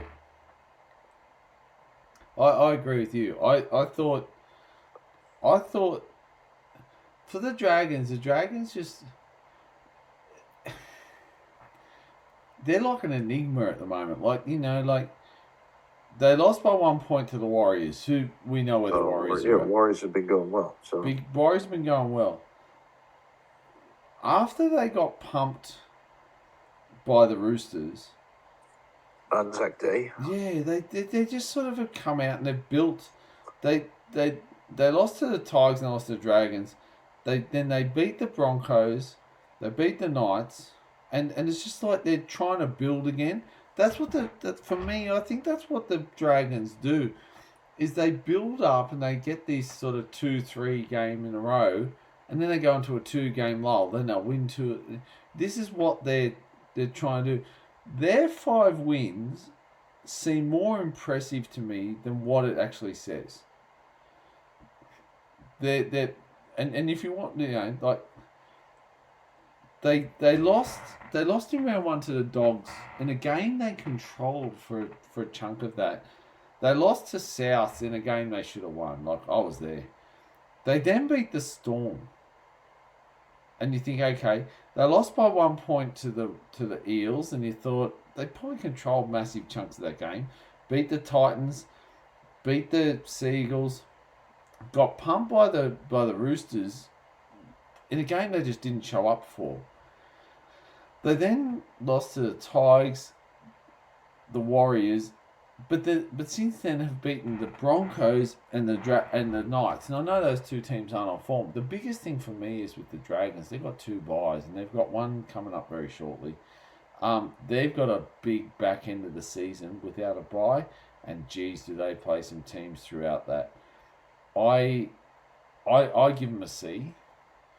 If they're a C at the next end, they have played exceptionally well, and hats off to them. They've got a tough year. They've got a tough half a year ahead, and if they do well, then hats off to them. I for 5 wins, you're probably thinking, why are you giving them a C? I actually think they've played some very good football, and you lose 3 games by 1 point, you're in or thereabouts. You just need to learn some finesse, and I don't think there's any ill fighting or ill will in amongst that team. I think they're a team that's slightly humming. I think Clint Gutherson's a massive part of that. Yeah, he's been great for him. I think he's been and I don't care what anyone says. If you're a Para fan, you're looking at Clint Gutherson, going, man, if we could have had Zach Lomax and Clint Gutherson, what could be? But anyway, it's not. I've got to see. Next on 14 points, 6 and 6. They've had one bye. As well, their for and against is very good in actual fact. Is the Seagulls, Griff? What have you got for the Seagulls? Yeah, they've another enigma. They've been really good or they've been really bad. So 6 wins, 6 losses. The one bye plus 46 has them 7th on the ladder. They're the highest ranked of the teams on 14. I've got them as a C. As I said, they've either been really good or they've been pretty poor. And that varies from week to week. Obviously, they were good last week after they were very heavily criticised the week before. They got smacked by the Eels with Origin players out. But it was sort of that sort of evened itself out. The Eels were missing Lomax and Moses. Manly were missing DCE, and might have been the only one. Yeah. And I think Turbo actually played that game. But he's injured, obviously. So, yeah, we see some really good football from Manly. They've got a talented roster. Their roster suggests they're a top 8 side, maybe even a top 4 side. They also have had their injury issues. They're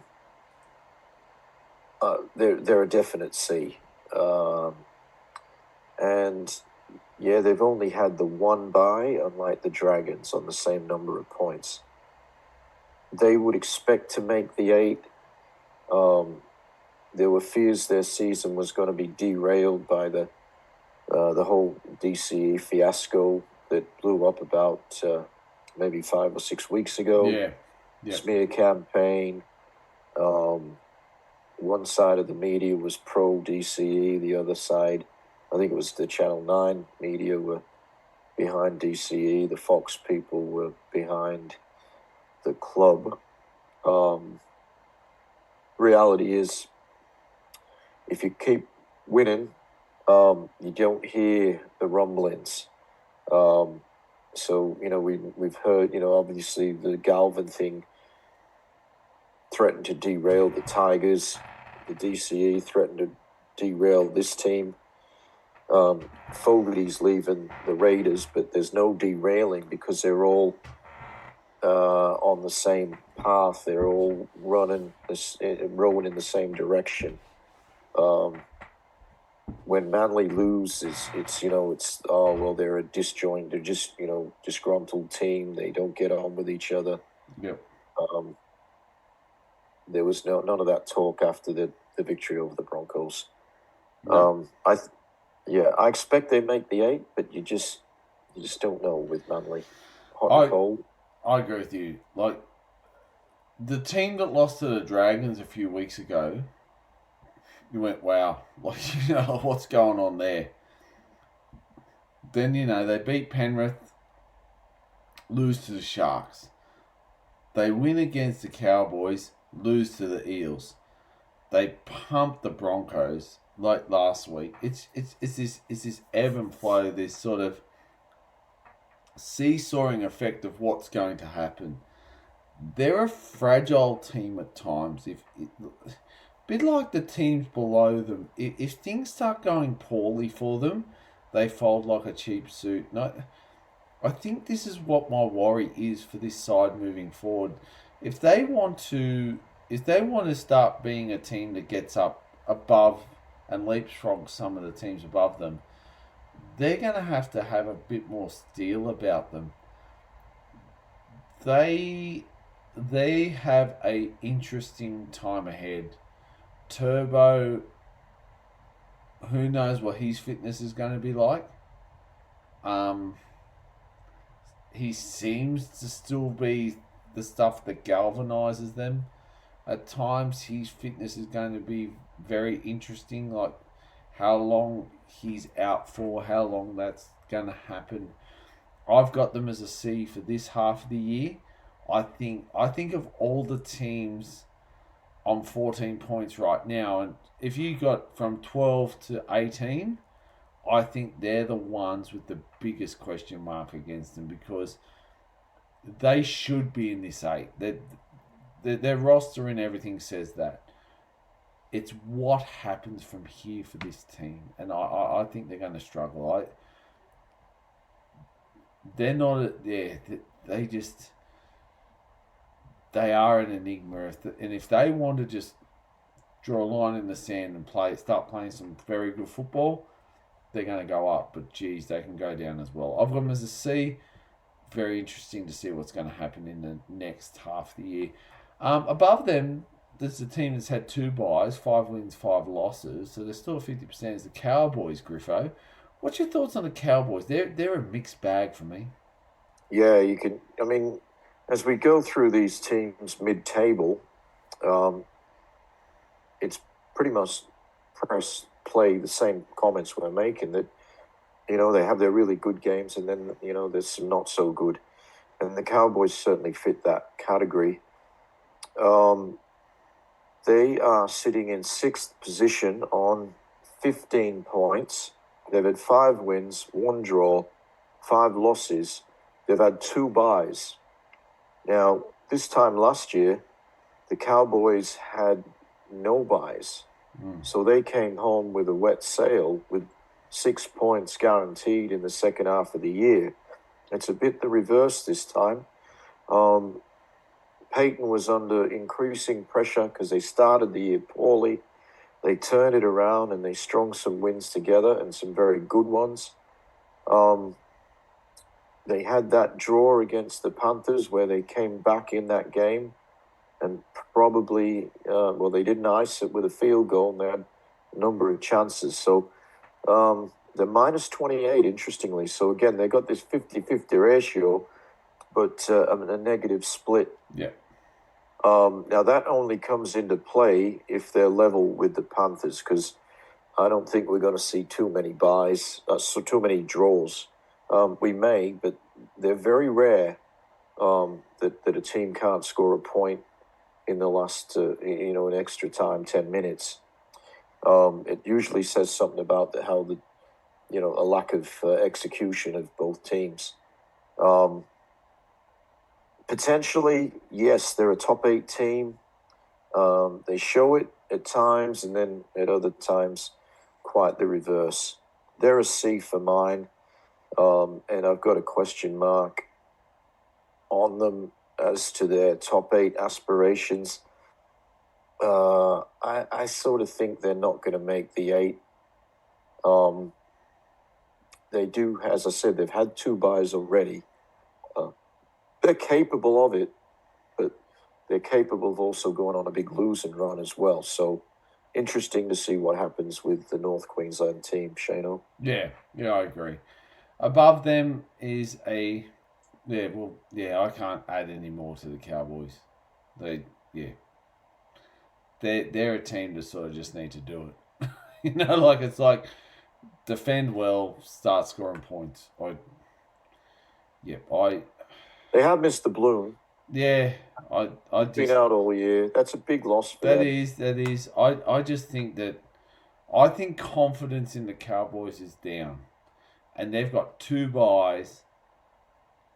They've got to go a long way in this competition without another one, when other teams have a break. Yeah, I think that I give them a C. With you, but geez, they look like a team that's struggling, and they will continue to struggle, in my opinion. Above them, though, is a team that, again, this we thought they'd do a little bit better. Then when you look at their stats, 7 wins, 5 losses, 44 plus for and against on 16 points after one bye is the Cronulla Sharks. Griffo, what's your thoughts on the Sharks? Yeah, you're just going through the stats there, and I think I sort of thought this is a top 4 team for the year. I still think they are. They're currently obviously in 5th position, so they're in striking distance of a top 4 spot. I don't think we've seen the best of them yet. 7 wins, 5 losses. They're in good position. They've got a healthy, positive differential.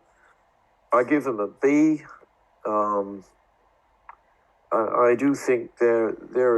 I don't know if I can say they're a chance of winning the comp. Obviously they are, but are they a realistic chance of going through September and making October and taking the trophy? I don't think they will. No. But I do certainly think they're a top 4 team. If they're not in the top 4, I do think they'll be 5 or 6 and get a home game at that massive stadium in Woolooware, which is an embarrassment in a professional sport. That's their home ground. Can I just say, and this is no hate to the Sharks, whenever I go to the Shark Park, there is not anywhere in that ground which is a good vantage point. You know, no matter where you stand, you are struggling to see the game. It's just, anyway, that's just beside the point. So what's your report card, Griff? Yeah, B, mate. I think they're going okay. Yep, I got them as B too. They're probably a low B. I struggle to see where the Sharks are at. You know what it is for me with the Sharks? The Sharks are this hard team to pick because they've got no venom. They've got no... Whilst they win games and they're very technical and people will talk about their defence and this, that and the other, I find that their attack actually this year has been their hallmark. They just lack this killer venom that they need. If they want to be a top 4 side, I'm telling you now, the Warriors and Raiders will kick the crap out of you. The Bulldogs are just solid. They need to develop this insane want to get into the grind, and they can't do it just yet. I've got them as a B. I just question their longevity. I think they've played it so far this half very well. Wait to see what the next half brings. I think they've got some players that can do it. My fear for them is that when you look at their team this year, and you sort of see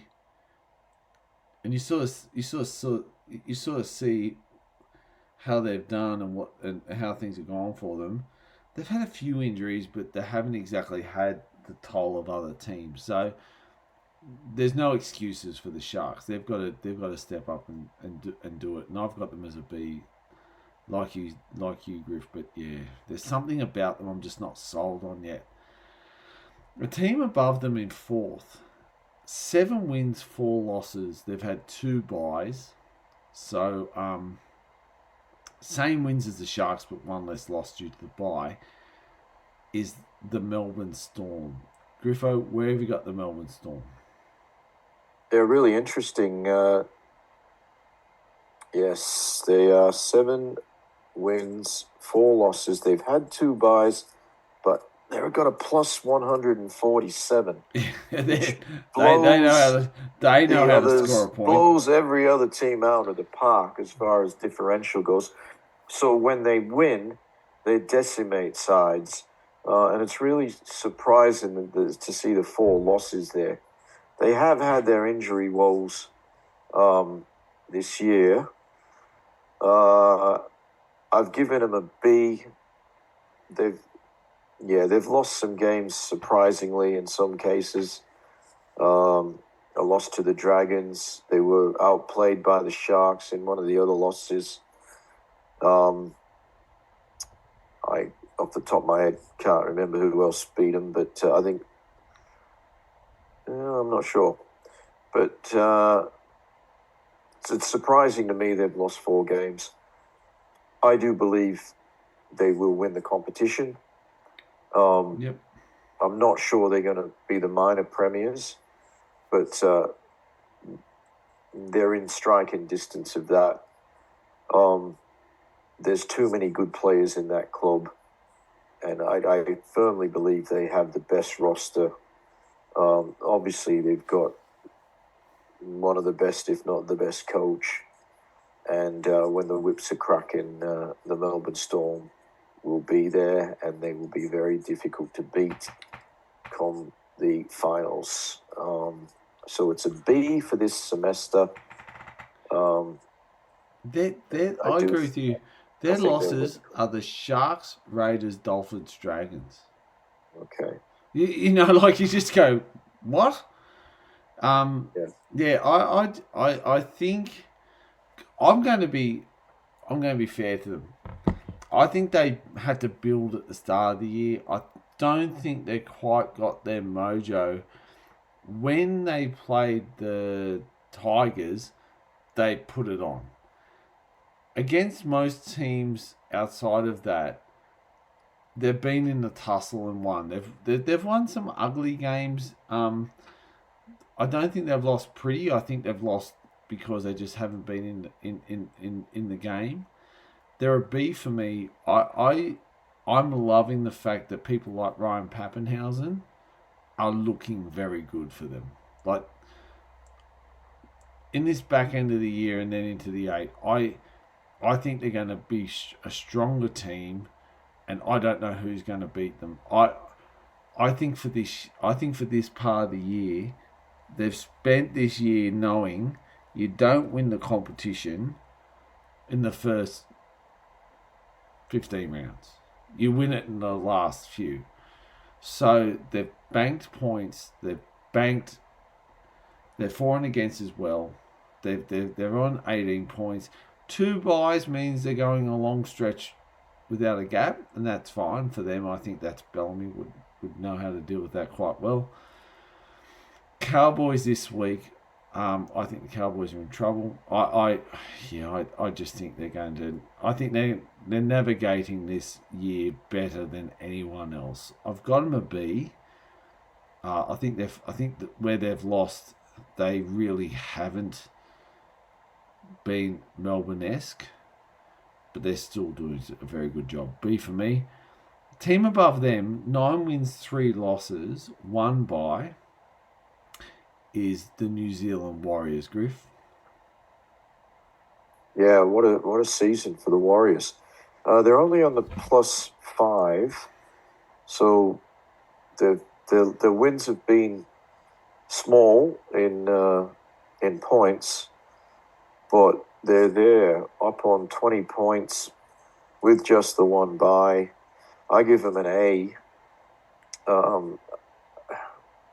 Listening to the podcast as I do, I've talked about the fact that they were dreadful in Vegas, and I thought they were bound for the spoon. They've turned that around. They've surprised me. They're playing really good football. Hats off to coaching staff there, Webster, and hats off to the players. I had great concerns about their halves, and now I think Metcalf's leading the Dally M. He's been outstanding. Chanel, number 6, has had a very good season. They're credit to themselves, and they're in a really good position to be in the top 4 after a poor year last year. Very good year 2 seasons ago. Fell, and they've risen straight back up. So good luck to the Warriors. At where they are, you think they're they're definitely top 8 and with a massive chance of top 4. I don't see them winning the comp, but again, they're there and they're giving themselves a chance. Well done. Yeah, I agree. Yeah, they're a B for me. I think what the Warriors have done this year has far exceeded my expectations. They've become a team that are unlike what we've seen from them before. The Warriors, they're doing very good. They've unleashed some players, which is a change because usually they chase players. They're playing some very good football. They're doing all the little things right. They're ticking all the boxes. They're losing, they've lost some games in ways in which you go, oh geez, I don't know whether a top side would have lost it like that. They let a lot of points in. To be fair, like they don't exactly thump sides, but when they lose, they tend to get thumped. If that makes sense. I think that the Warriors juggernaut, they're going to be in the 8, and I would be worried if I had to play this team. They just seem to know how to win. Their spine is working phenomenally well, and their forward package driving forward. Their for and against is because at times when they've won by very little, and I think that's going to be better as the year goes on. Next, Griffo, is the team with the most wins in the competition, the Canberra Raiders. They have not had a bye yet. Can you believe that? What a stupid draw. What a stupid draw. When we're talking about certain teams having 2, they haven't had 1 yet. And hot tip, they're not getting another one this week either. So they're on 10 wins, 3 losses, plus 72 differential. Griff, where have you got them? Yeah, I got them. Obviously, I think they've been outstanding. The Canberra Raiders. Yeah. Seeing them live in round 1, they surprised me. I thought they probably, before that game, I looked at their team, because some people were talking about them as spoon candidates. I thought, no, actually, I think they're going to go okay. I don't think they're going to make the 8, but I think they'll be just outside it. Then I saw them in a podcast earlier in the year. When we gave our top 8, I said I had this team just outside, but having seen them in week 1, I thought, well, I'm not going to change my tips because on my top 8 because it was that's what it was. But I said I actually expect they'll get in there, but I didn't expect top 4. No. I really thought next year, as I said earlier in the podcast, they would rise and be a force next year. Well, they're a force now. They're a chance of winning the comp. They haven't had too many injuries. Unfortunately, the Englishman, Matty, he came out from Sam Burgess's team. Name's just escaping me, but he's out for an extended period. He was going really well. His name will come back to me, but it's just not coming back straight away. Smithies is going really well. Hudson Young's been brilliant. They've got so much pace in the back line, and we talked about KO Sports earlier. He's having a massive year. You mentioned Savage as you have him. Oh, Nicholson. Matty Nicholson, that's the guy I was talking about. Speed, youth, power, skill, great kicking game of Fogarty. They pretty much got it all. They're a big show winning. They're solid, aren't they? Yeah, and I mean they're going to make the top 4. They're coming home, with 6 points locked up already, and they're actually a chance to win, to be minor premiers. Yeah, I'm not a Ricky Stewart fan, but I've got to give credit where it's due. Yeah, and that's right. I agree. he's orchestrated this. They've put a squad together. They do trouble attracting the top line players, but they've said, okay, we're going to build from the bottom up, and they signed a lot of young guys on the up, guys who were New South Wales under-19 players over the last few years. Yeah. There's a number of them in their lower grades that played last year. A number of them have the surname Martin. I think some of them might be a bit related, but they're going to come through when the likes of Papali'i leaves and whatnot. Joey Tarpany, he's over 30 as well. I mean, he's a fabulous player. Yes. But they're going to be able to replace these players from within. They're not going to have to go to market and shed huge dollars. So this team they're going to be a force for some years to come. It hasn't been a great millennium for the Raiders. They've not won a comp since the 1990s, maybe 94 off the top of my head. So it's been 30 years. And they were one of the all-time great club sides, that 1994 Raiders. But yeah, I think, and they'd gone through in the late 80s, early 90s. They were a dominant force in the competition, along with the Broncos, the Panthers, the Bulldogs. I think there's going to be another era where the Raiders are I agree. I agree. I actually think, yeah, I agree. Yeah. Anyway, A for me. I've got them as an A too. I've got them as an A. I think they've been playing some fantastic football. They're very innovative. They've lost only 3 games. They've won 10, and they've just been absolutely outstanding. At times they have lit up the football field in ways. And like I said, when they played the Warriors a couple of weeks ago, you just went, wow, these teams are beating the crap out of each other, and they're coming back for more. I've got them as an A. I think Ricky has got them humming. I think their spine is just working so phenomenally well. Their forward pack, the players that got out wide, for the first time in a long time in one of Ricky's teams, probably since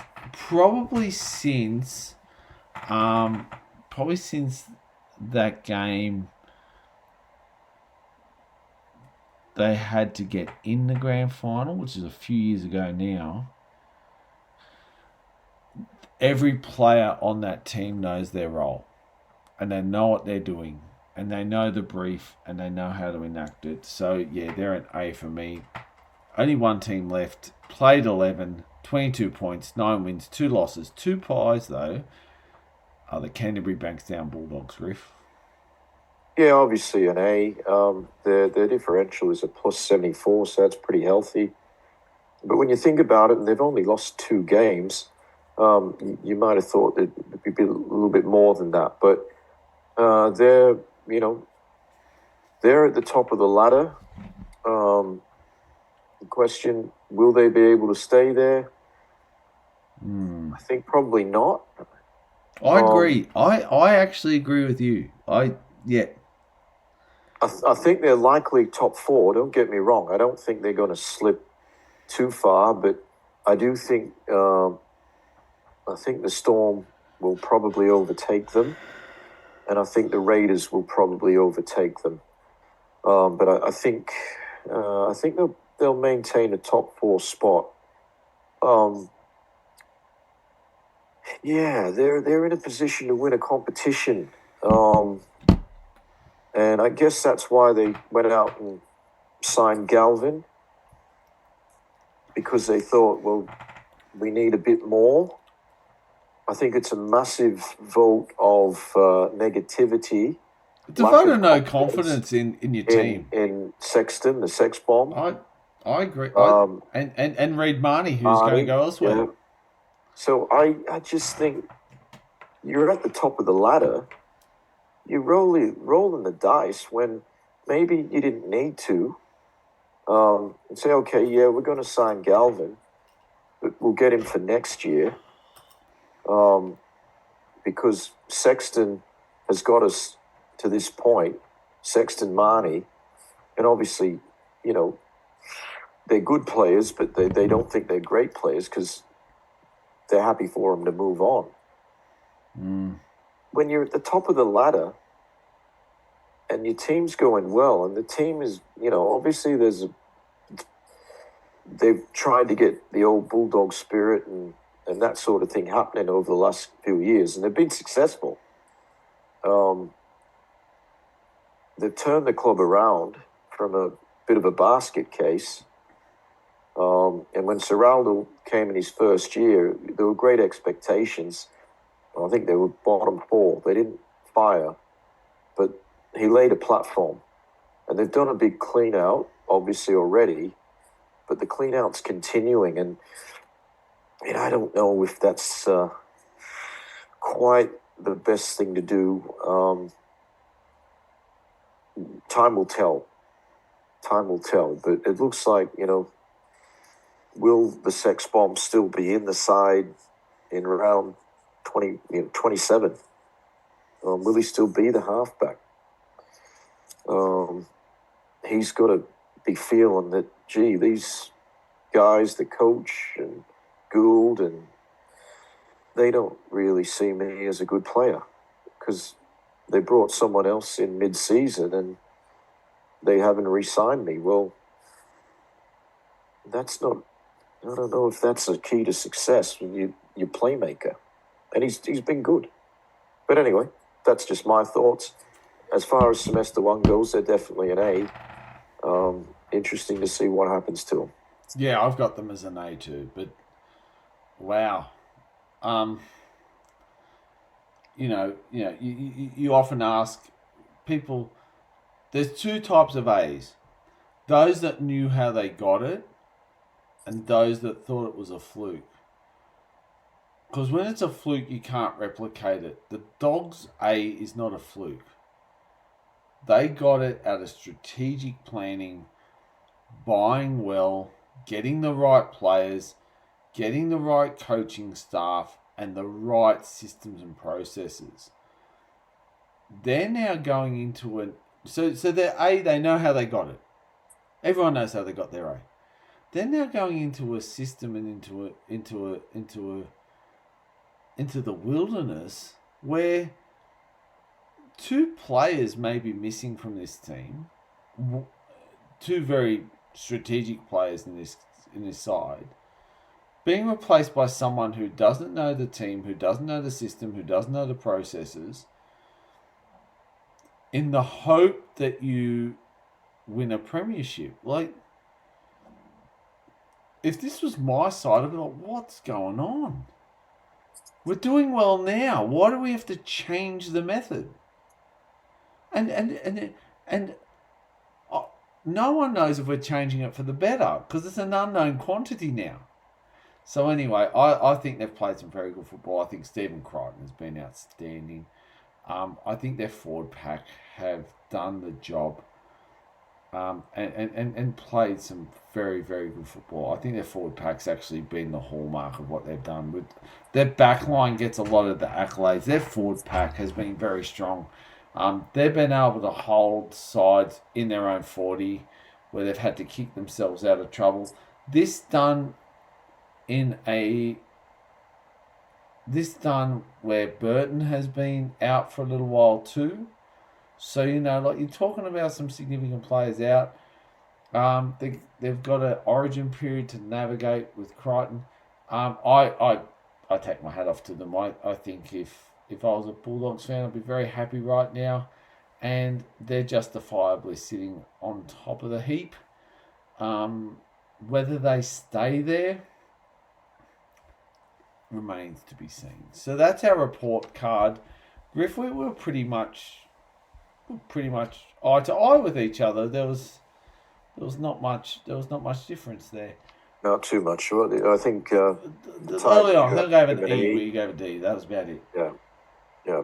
Well, we got rugby league coming up at McDonald Jones Stadium at Newcastle on Thursday, 5th of June, 7:50 p.m. sees the Newcastle Knights taking on the Manly Warringah Seagulls.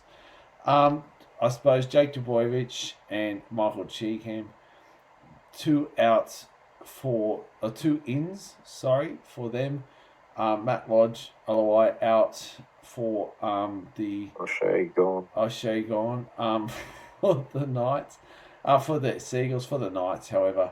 Greg Marju, he's in. Kalen Ponga in as well.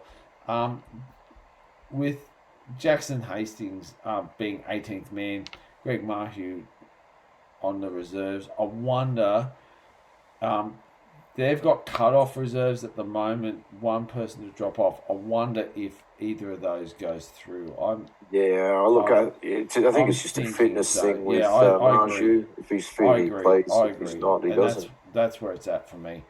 Kalen Ponga in at fullbacks, big in. For this side. This is a really important game for both these sides.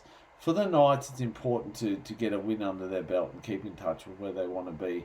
For the Seagulls, it's about consolidating their position, and we just spoke about that moving forward towards the second half of the year. They're going to have to be led by their half and 5'8", Luke Brooks and Daly Cherry Evans. They're the cog that just needs to do what they need to do. They can't do it without some good go forward. This is where Olakuatu needs to put his hand up and say, look, I am here to all those selectors. Sipley, I think also the best is back. Yeah, he's back, so that's a big thing. Comes in for Alo or Osheole. Jazz Tabanga off the bench needs to also be someone that comes on like for like. Ethan Bullymore with Tyson Frizzell, they have to lay the platform. Can I say, I actually think that the key battle here is between the two hookers, Phoenix Crossland and Lachlan Croker. I just think that either one of these can get their team out of that red zone, out of that 40 metre, and into some really attacking positions to play. I've got the Seagulls winning this one for no other reason. I don't have any faith in the Knights, Griffo. Where do you see this going? Yeah, I agree. If the Manly side are fair income about being a top 8 team, they have to win this game. Newcastle, they're sort of hanging on by a thread. They're a poor team in my eyes. I don't see them beating Manly, but we know that Manly consistency has been a big issue. They were great last week. They need to be great again, and they've got to go up the M1 and bring back 2 points. Otherwise, the drums start beating again about disharmony and all that sort of stuff. And important Manly win. I think they will. Yeah, I agree. I think this is made for Manly season. This is where Seabold. I think this is where Seabold may need to draw the line in the sand. I think this is where, if they win here, he can work a lot with what he has. If he loses here, there could be some issues. At Amy Park Stadium, Friday, 6 p.m, we see the Melbourne Storm taking on the North Queensland Cowboys. Harry Grant back, Xavier Coates back, of course, and Alec McDonald, Kane Bradley also named. Braden Burns, Lars Lawton, and Thomas McCarty, they're also named. Going to be a very interesting side with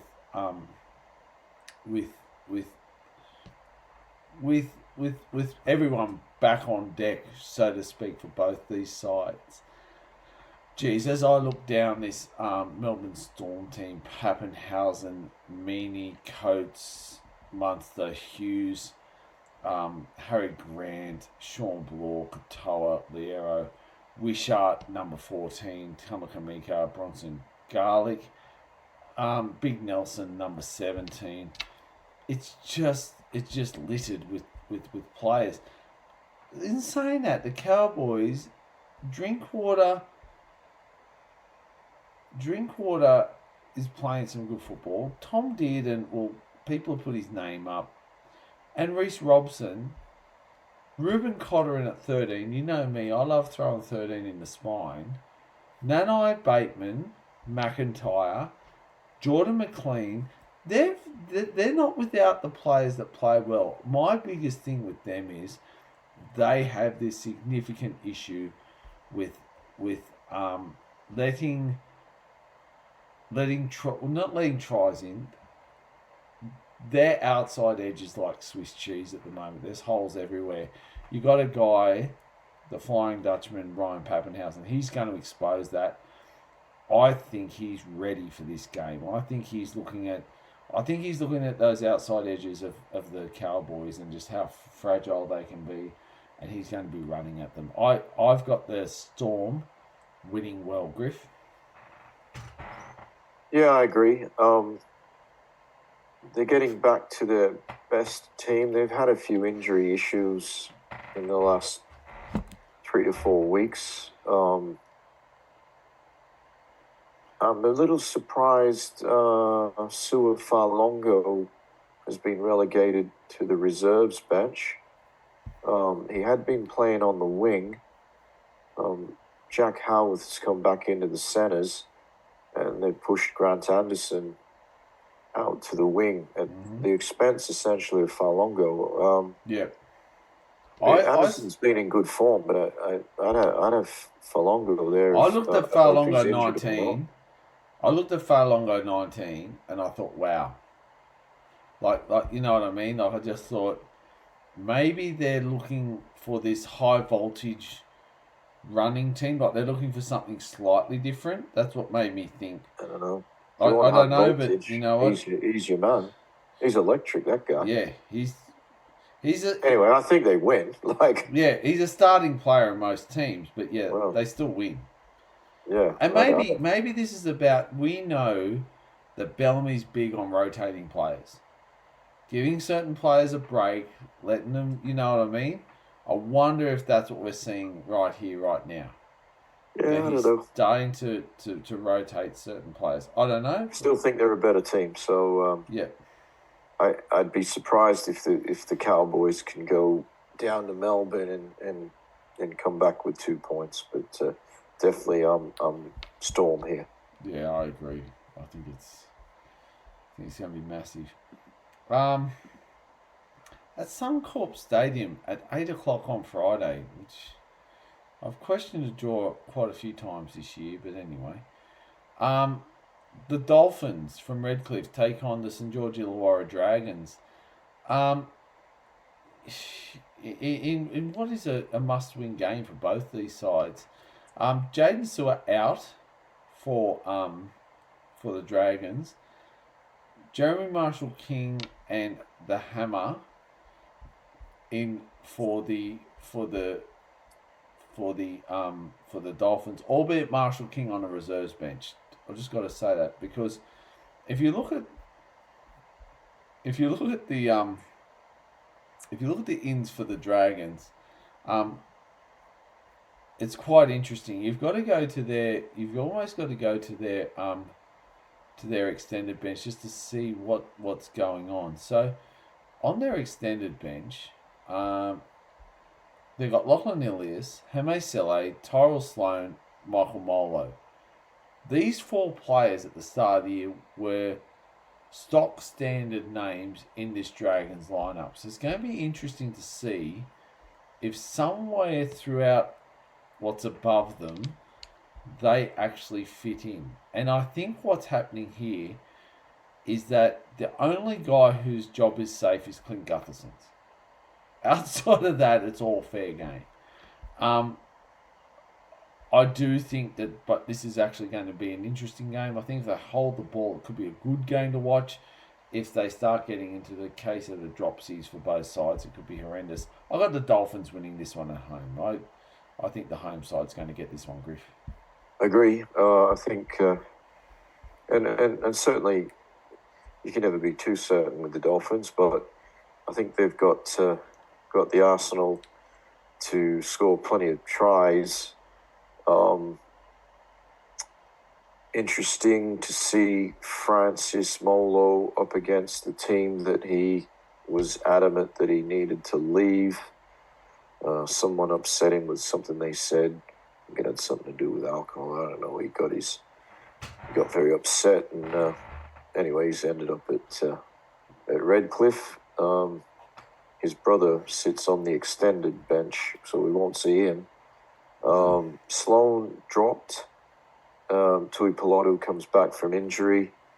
Nathan Lawson, the rugby convert from the Sevens rugby, he keeps his spot. And Sloan, I can't remember what it was last week, but I think there was an awful attempt to tackle in a game that they won. But yeah, he's out of the side. If the Dragons play their best footy, they can win this game, no doubt. But I'm sticking with the home team on balance. I agree. So it brings us to Saturday, 5:30. We see the Cronulla Sutherland Sharks taking on the New Zealand Warriors. Ronaldo Militano is out for the Sharks. Barnett and Rocco Berry out for the Warriors. It's still an impressive couple of sides we've got here. Aiden Fanua-Blake playing well. Blake Brayley, Kafusi, Nakora, Cameron McInnes. Their forward pack is up against another very good forward pack. Fisher Harris has been an absolute leader with Wayne Egan in these sides. DWZ is just like he is playing some exceptional football. Nickel Clockstad is at the same. Kurt Capewell. Tuivasa-Sheck is starting to find a bit of form. The thing with the Warriors from last week, the Warriors were ahead by a country mile and then fell to pieces and the game got close.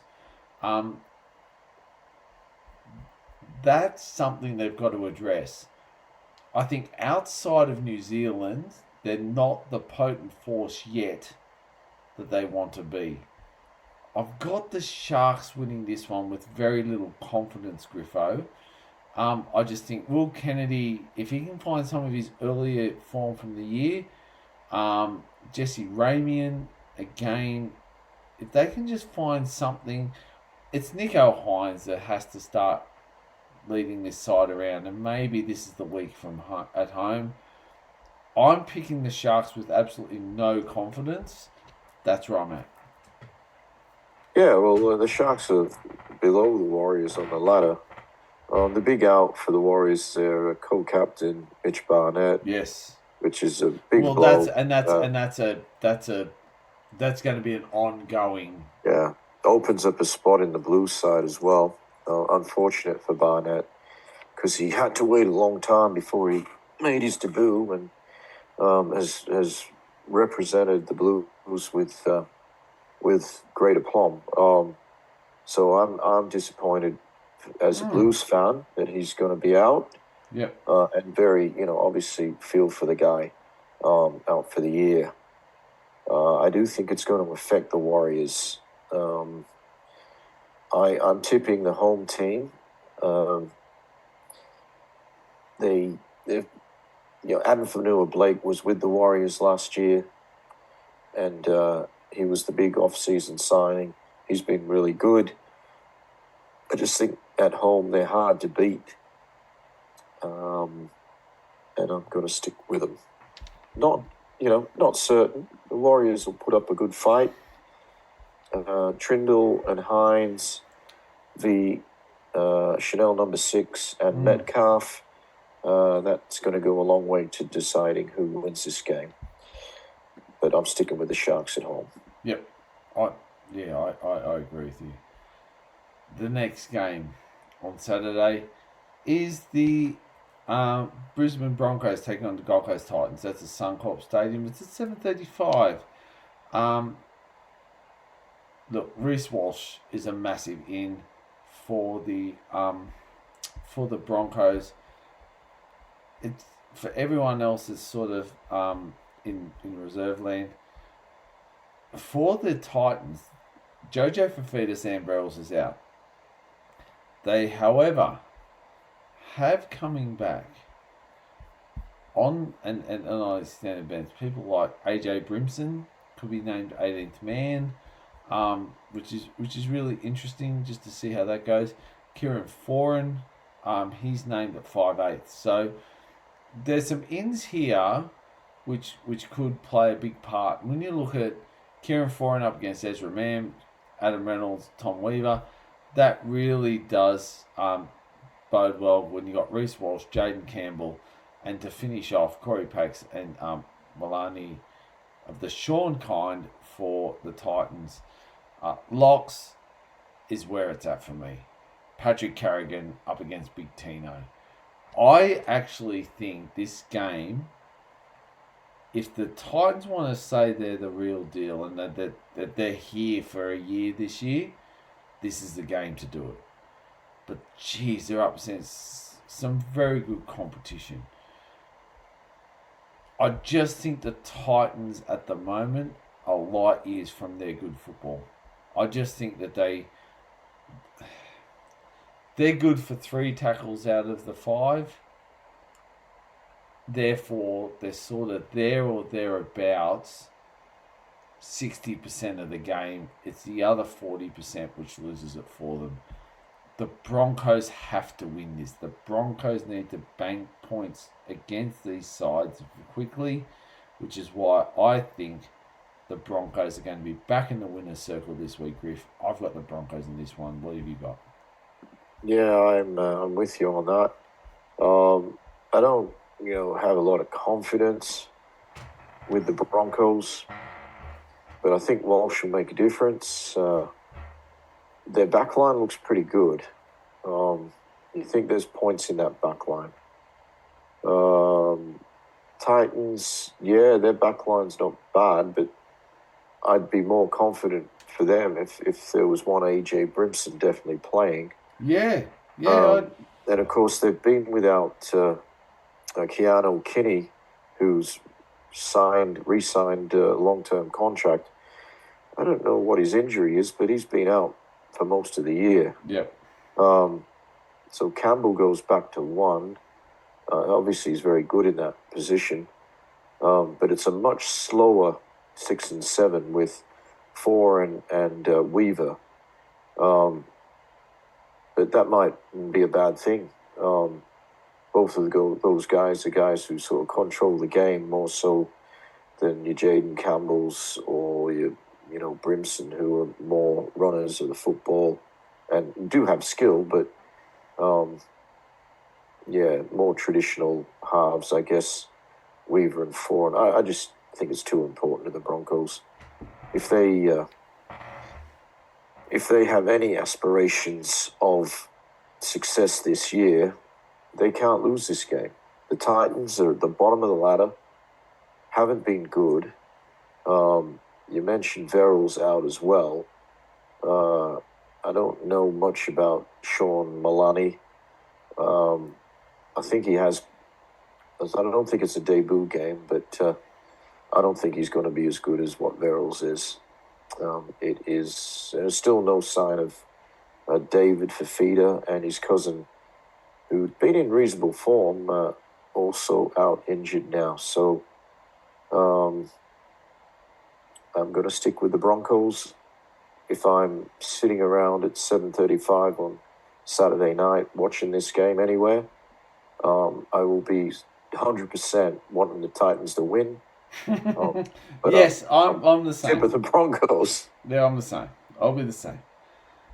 On Sunday, 8th of June at 2 p.m, we see the South Sydney Rabbitohs taking on the Canberra Raiders. I said that round the wrong way only because that's who I'm affiliated with. It's a GIO stadium in Canberra, people. So, massive ins on both sides.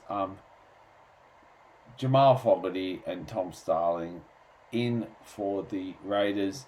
For the Rabbitohs, you see Cody Walker in, Jack Whiten in, Jacob Host has been named, Tyrone Munro comes back from injury as well, which forces out Bentley Harpe, who has played some good football. So if you're a South Sydney fan, you're looking at that side thinking not only 1 to 17 looks vastly different because of that, but there's also people on those reserve benches, Jai Gray, Tyrone Munro, who at times throughout the year would have been walk-up starts. It's a very interesting game. You've got a team in the Raiders who are just humming at the moment, who are just playing some phenomenal rugby league up against South Sydney, who are struggling because certain players they're struggling for continuity due to the players they've had to ask to come in and whatnot. I think that probably Cody Walker, Whiten, they haven't played for a little while, so this is new. Raiders are a well-oiled machine. You know why I'm going South Sydney, everyone. However, I actually think this might be a bit closer than what we think. South Sydney of late have not found Canberra a very good hunting ground. There was a while there where I'd go down and watch South Sydney play at Canberra and would come away with the 2 points. It was brilliant. But really, Canberra has made that place its own. South Sydney will have to play out of their skin to win this game.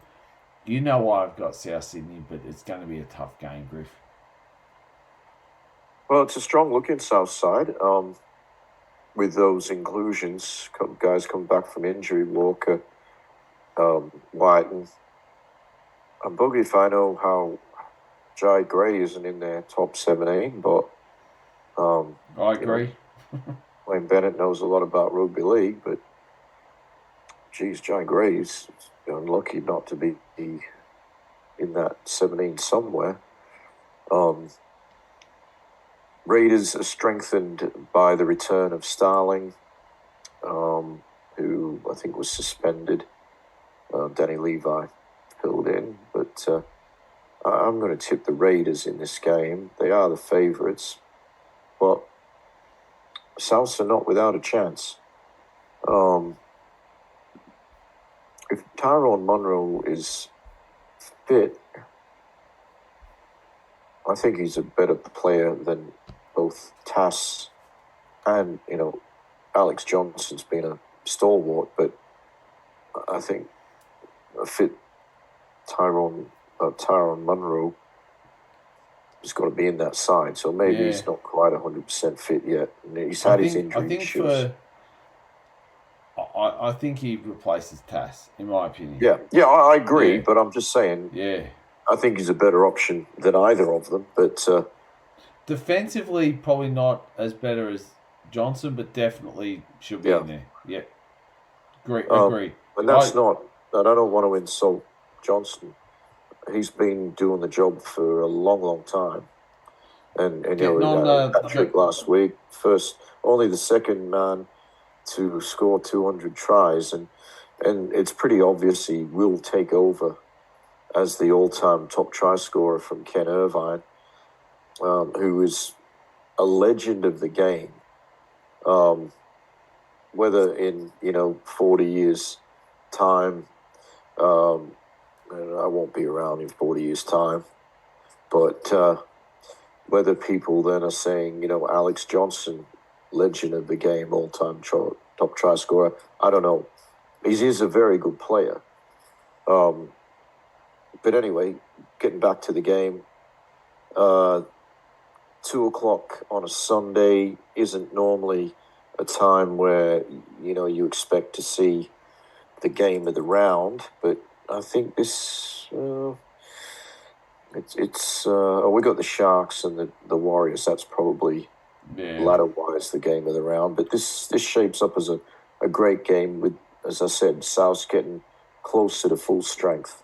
But Raiders for me, they're too good at the moment. Understandable. At 4 or 5 on Sunday at Combank Stadium, it's a West Tigers home game. It's the West Tigers taking on the Panthers of Penrith. Alex Twal is out.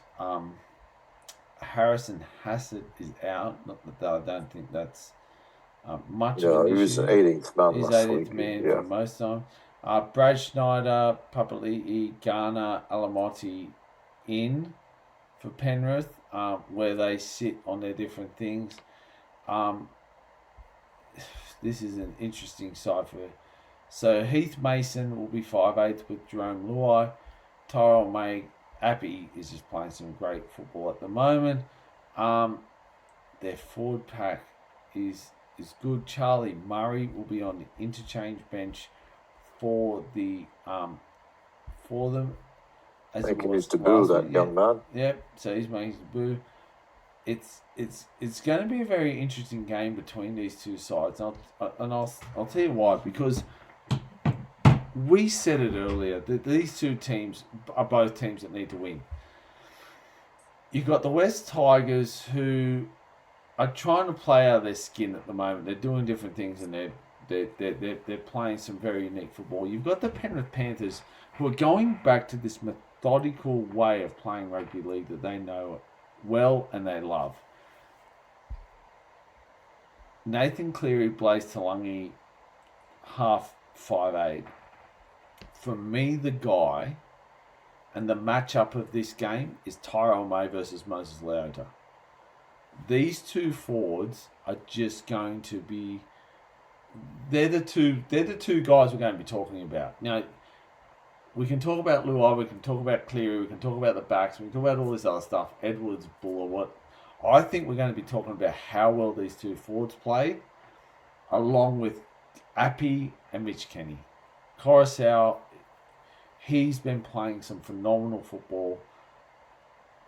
I'm going to pick the Panthers with very little confidence. At 3.18 for the Tigers, and we don't condone betting, I think that's massively away from where this game is actually at. I know the Tigers have had a few weeks from hell. I thought last week they showed some steel in coming back that I haven't seen from them in years. I'm not saying that. I think 136 to 318 is massive, and I don't think that's truly where it should be. But I do think the Penrith Panthers will win, Griff. Well, they have to win. If they produce the form of last Sunday, then they will win. They beat a Para team who played really well. I'll be stunned if there's not some changes to the 17. They've put out the same 17 as what they had last week, and obviously they played well, but they only played with 16 players. Dane Laurie did not take the field. He came in as a sort of a last minute. Hassett was listed as 17, but was reverted to 18th man. So Laurie was a back, I guess, and they didn't use him. So that was a waste of a bench spot. I've got to believe when you've got on the extended bench Isaiah Papali'i, Luke Garner, Paul Alamotti, I think there's going to be some changes to the bench, not to the starting lineup necessarily. I think Penrith win this game. The Tigers are dangerous. I actually think they've got a pretty good side, and I just don't know where their head's at. Like, probably relief that the whole saga's finished. Interesting, Latu Fainu back for them. I expect he'll be the number 6 going forward. I'm going to tip Penrith. Head and heart say Penrith. That's fine. Just they need to win. This is the game I love. You know me. We're tragics, and we love these games that sort of groundswell, have history. They you just know that things are going to happen. On Monday, public holiday for those in select states. 4 p.m. Get your barbecues ready. Acor Stadium, we have the Canterbury Bankstown Bulldogs taking on the Parramatta Eels. There is some ins for both sides, which is going to be interesting. Key in, of course, is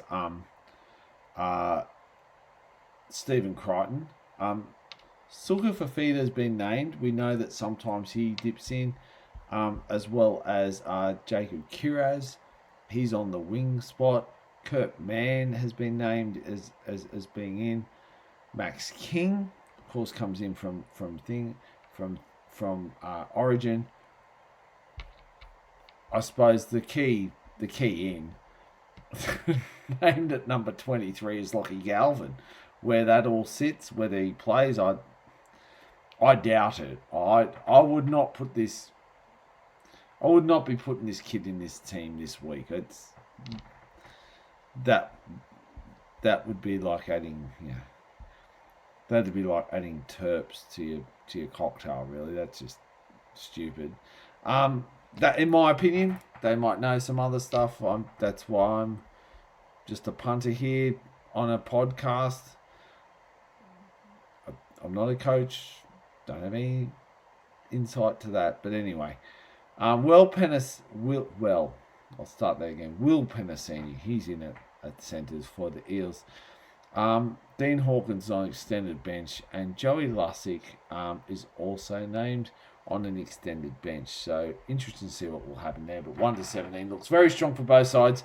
However, in saying that, it looks very strong for the Dogs. What has impressed me for the Dogs of late is you can talk about their 1, 6, 7, 9 and 13. They're all very good players. Kurt Mann back. For me, it's actually their other numbers. It's Max King. It's Suga Fafita. It's Kickout. It's Curran. It's Montoya, Crichton, Sherry, Carraz. These are the guys. Now, you talk about how good your spine is, and when your spine's playing well, how good your team go. For the Dogs, and for me, the Dogs, it's the other players outside the spine that just seem to step up and play some outstanding football, cracking football. It's going to take a lot from the Eels. The Eels are going to have to play out of their skin, led by one, Mitchell Moses. They've got to bring Zach Lomax into the game, wide kicking. Kiraz is going to have to be on point this week. On both sides, Adokar, Montoya, they're going to get bombarded. I think Stephen Crichton is just going to steer that ship. I have faith in Bronson Sherry. I'm going to choose the Dogs in this one. I can't say that it's a done deal. There's something about when teams like this play together and you've got these games where it's at Acor Stadium. You're going to get 40-odd thousand out there. It's going to be huge. I hope it's going to be a great day. It's going to be a massive game. And it's just going to be rugby league at its finest. And if the Eels can show up, wow, what a game we could see. But I think the Dogs are going to be way too strong, Griff. Yeah, I'm tipping the Dogs, but I don't know about way too strong. I'm still in the back of my head. I've got a bit of a doubt about their, just how good they are. Obviously they're good. I'm not questioning that fact, but They should win this game. They've got players coming back, as you mentioned earlier. The Origin players are back. And one or two others who were injured, like Kiraz, Saluka Fafita. Intriguing as to whether Galvin makes the 17. I don't think he should, but they haven't spent a lot of money on him to not be playing for too long. I think probably talent-wise, they're not all that different. These two teams, maybe a slight edge to the Bulldogs, but Mitch Moses and Dylan Brown have the ability to get this team over the line. They're playing good football. They're enthusiastic. They're a chance. They're predicting another huge crowd, like it was a Good Friday where they broke the record, 60,000+.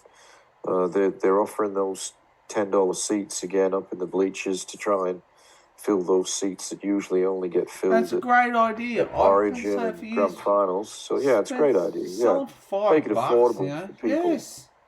And even though, it's not the best viewing from up there, you're at the game. You're part of the atmosphere. You're there. You are there. Yep. Yeah.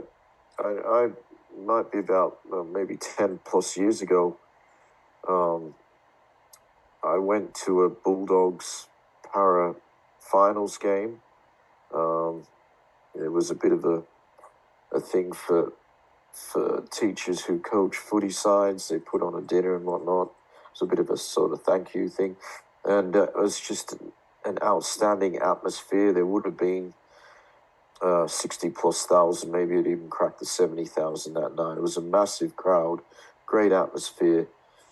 These two teams, old rivals from the 80s, when both of them won multiple premierships in that decade. And they played a few, I think maybe a couple of grand finals against each other in that time frame. Again, most of our listeners wouldn't know that, maybe not been born at that time, but that rivalry's always been there.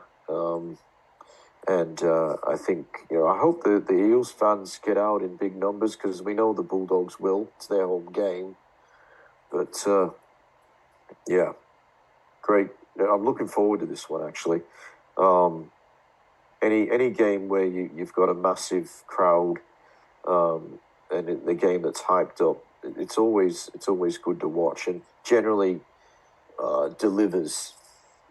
Unfortunately, the Anzac Day clash, the Dragons didn't turn up that day, so that big clash that was unusual, that didn't deliver. But I think this game will, and I think Para a chance, but sticking with the Bulldogs. Yep. And that's it, guys. It's been a marathon. But we've put There's a lot to talk about tonight. We've put our report cards. We've given our thoughts. We had Origin. Well, this is round 14 ahead, and guys, hope your team wins. Unless you go for the Raiders, in which case I hope you lose, but you're probably not. But that's okay. Thank you, Griffo, for being a part of it. Thank you, everyone, for supporting us. Yet again, here we are in Rugby League land. A great week ahead. Enjoy your weekend. Enjoy your day off if you're in New South Wales, by the way. And thank you, everyone. Take care. Bye for now. Thanks, listeners. Thanks, Shano. Bye-bye. Thank you, mate. Bye.